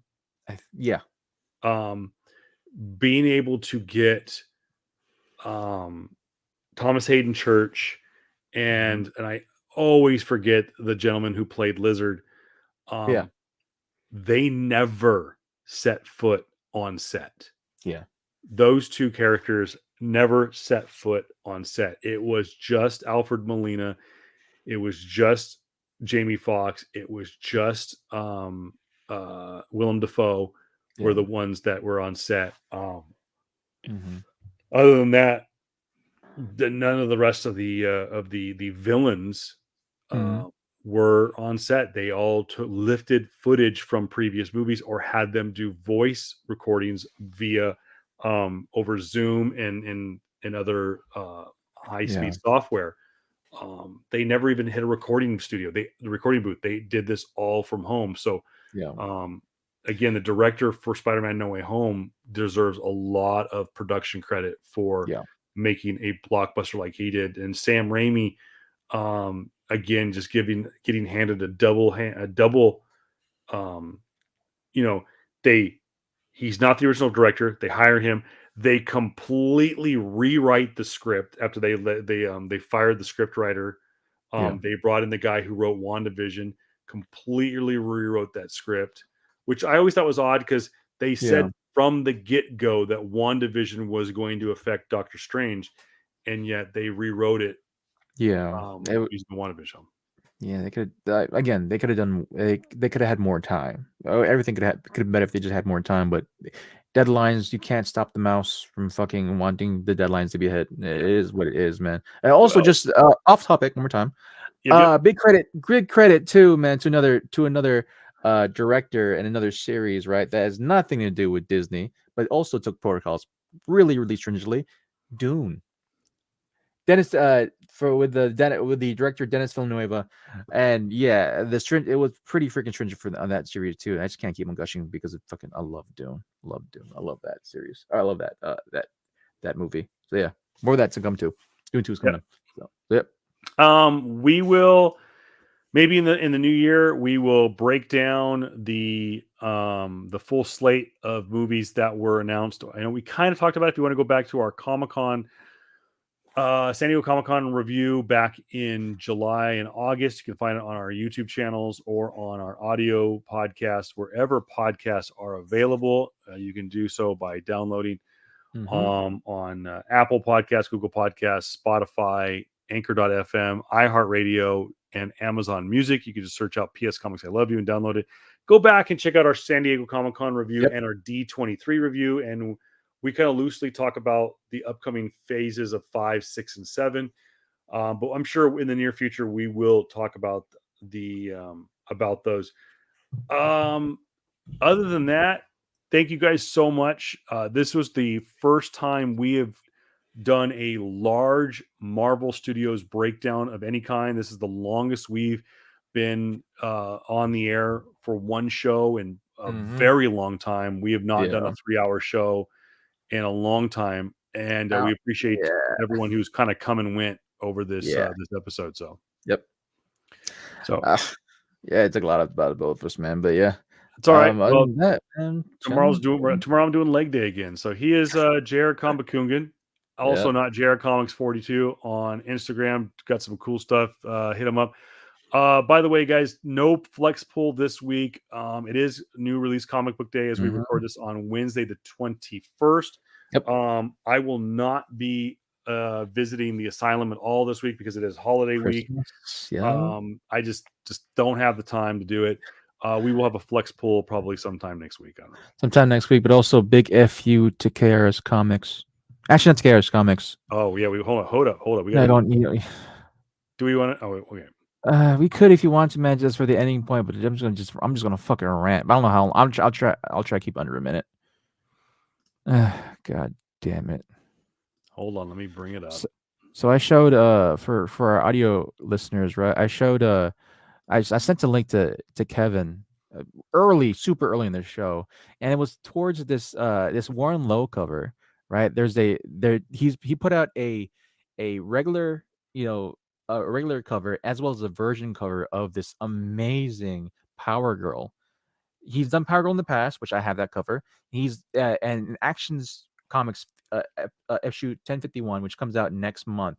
They're having Power Girl come back on the cover. So I'm like, fucking sweet, awesome. I want to see this cover. When's it gonna come out?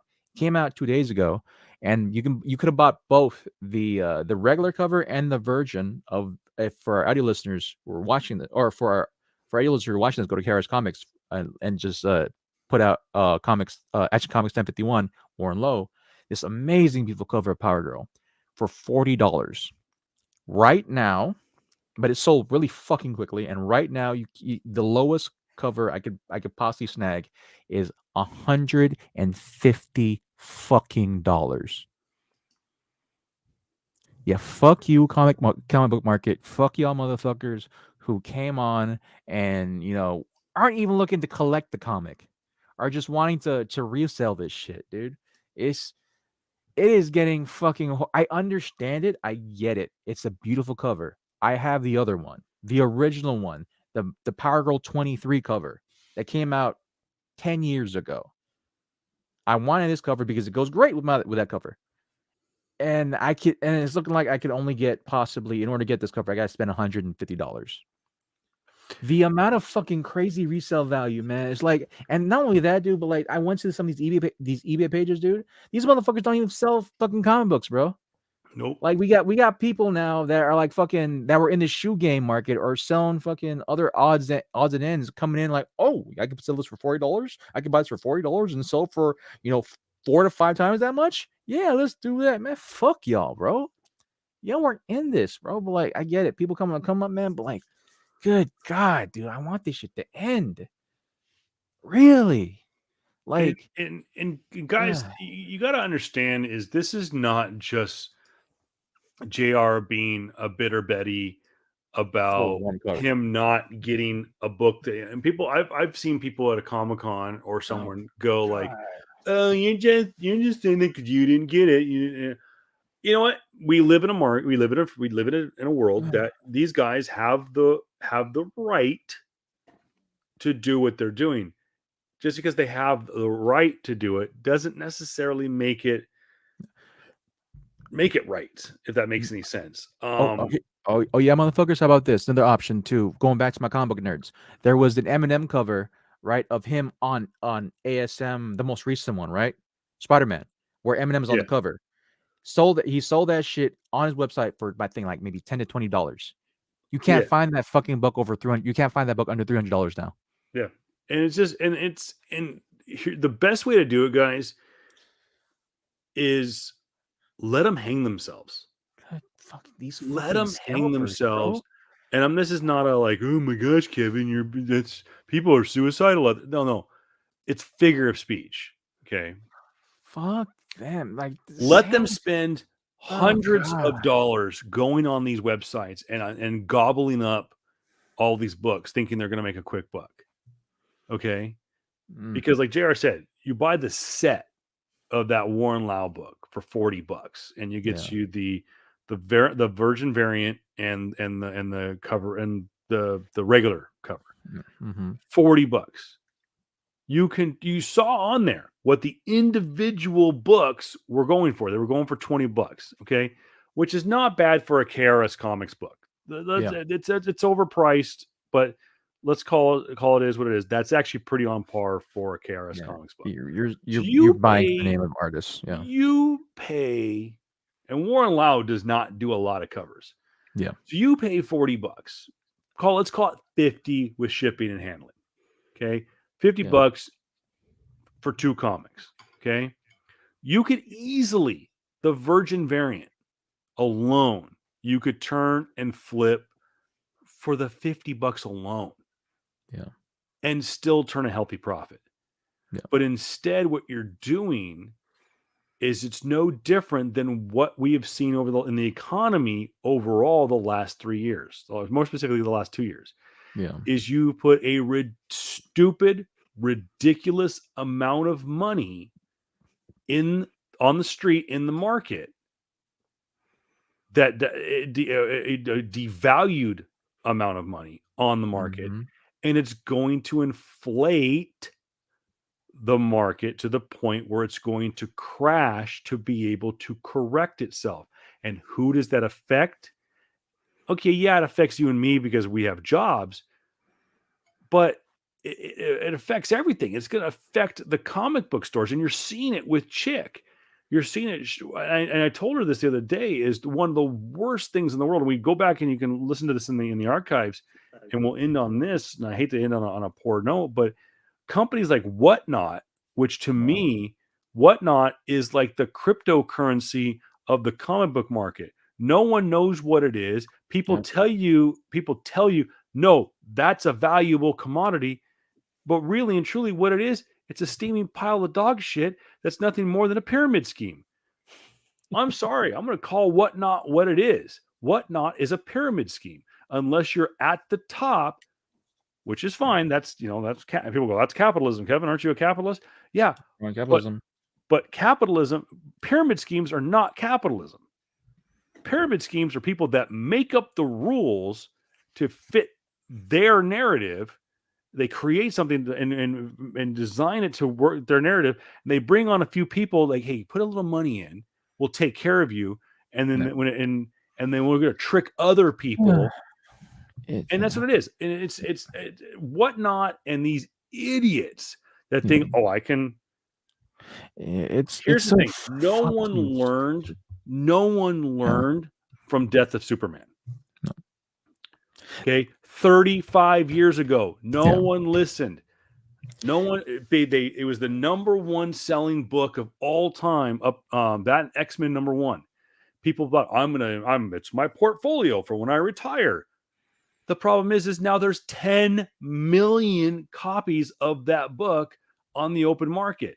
The book's worthless. It's a piece of shit until someone's collection catches fire, which I don't hope that happens to anybody. But you have these people that go and they buy Warren Lau books and they sell them for a quick buck for $3.50.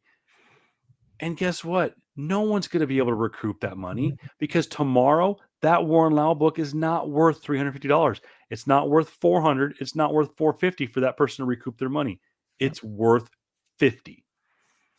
I can look at that book right now and tell you, I'm looking at the regular virgin variant. Yeah. That's a $50 wall book. Maybe. Not even like again, it's like the thing that irritates the fuck out of me is that we've come up now. The market is gonna be so fucking weird in the next 2 years, man, where it's these motherfuckers that come in and want to fuck up the market because they want to get a quick buck to buy whatever the hell they want to. The most obvious thing to do, right? If you are in the comic book market, again, I'm gonna tell y'all right now. If you're buying modern books, right, sell them as I don't know if you want to take them, but like the best thing to do is rather than try to buy, modern grails, quote unquote, save up some money, buy you an old school book, Yes, buy you that they will X-Men, always hold value. buy you that giant size X-Men, buy you an ASM 300, buy you a even though my dumbass sold it, buy you a first Deadpool, right? First Deadpool and first Cable, right? I sold my first Deadpool and first Cable, right? I think I sold my first Cable 9.8 for like $500. It raised up in price quite literally about a year after, and that's on me. But hey, man, that's the market. You're always gonna find more value in those books. Yeah. The thing that pisses me off about this is that I'm a fan of Power Girl. I'm a fan. Like for those who know me, as far as I've known JR, he is I'm a huge fan of Power Girl. huge Power Girl like fan. Aside from the obvious fucking reason, like she's looks amazing, yeah, okay, boo boo, no, blah blah blah. But like, no, I love her story. I fucking followed Amanda Connor when she did the run for Power Girl all that long ago, and I wanted that book because of that. But now you got these motherfuckers who buy that shit, sell for $150, and like, oh yeah, people buy like, y'all motherfuckers are so fucking cringe, dude. I see these people, man. They sell that book. They sell shoes on the side. They sell these other things. Like, y'all not in the game. Y'all aren't comic book owners. Y'all looking to look at this shit, make a quick buck, and go out. To me, y'all the same motherfuckers that bought the PS5 when they first came out and try to sell them real quick for $1,000.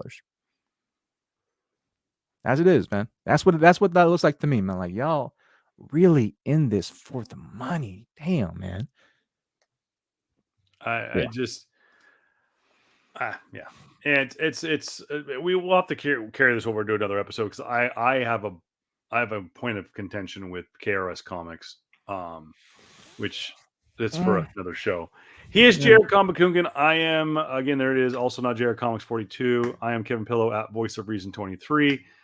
We are desperately out of time. And I again want to say thank you to everybody who stayed up with us and listens to this podcast in the future. Thank you so much for supporting us. And if we don't hear from you guys before then, happy holidays, Merry Christmas, happy Kwanzaa, happy Hanukkah, happy Life Day, whatever it is. Happy holidays, guys. Thank you so much. And if we don't see you before then, happy New Year. We'll see you guys in the future. Thank you so much, guys. We will see you. Peace.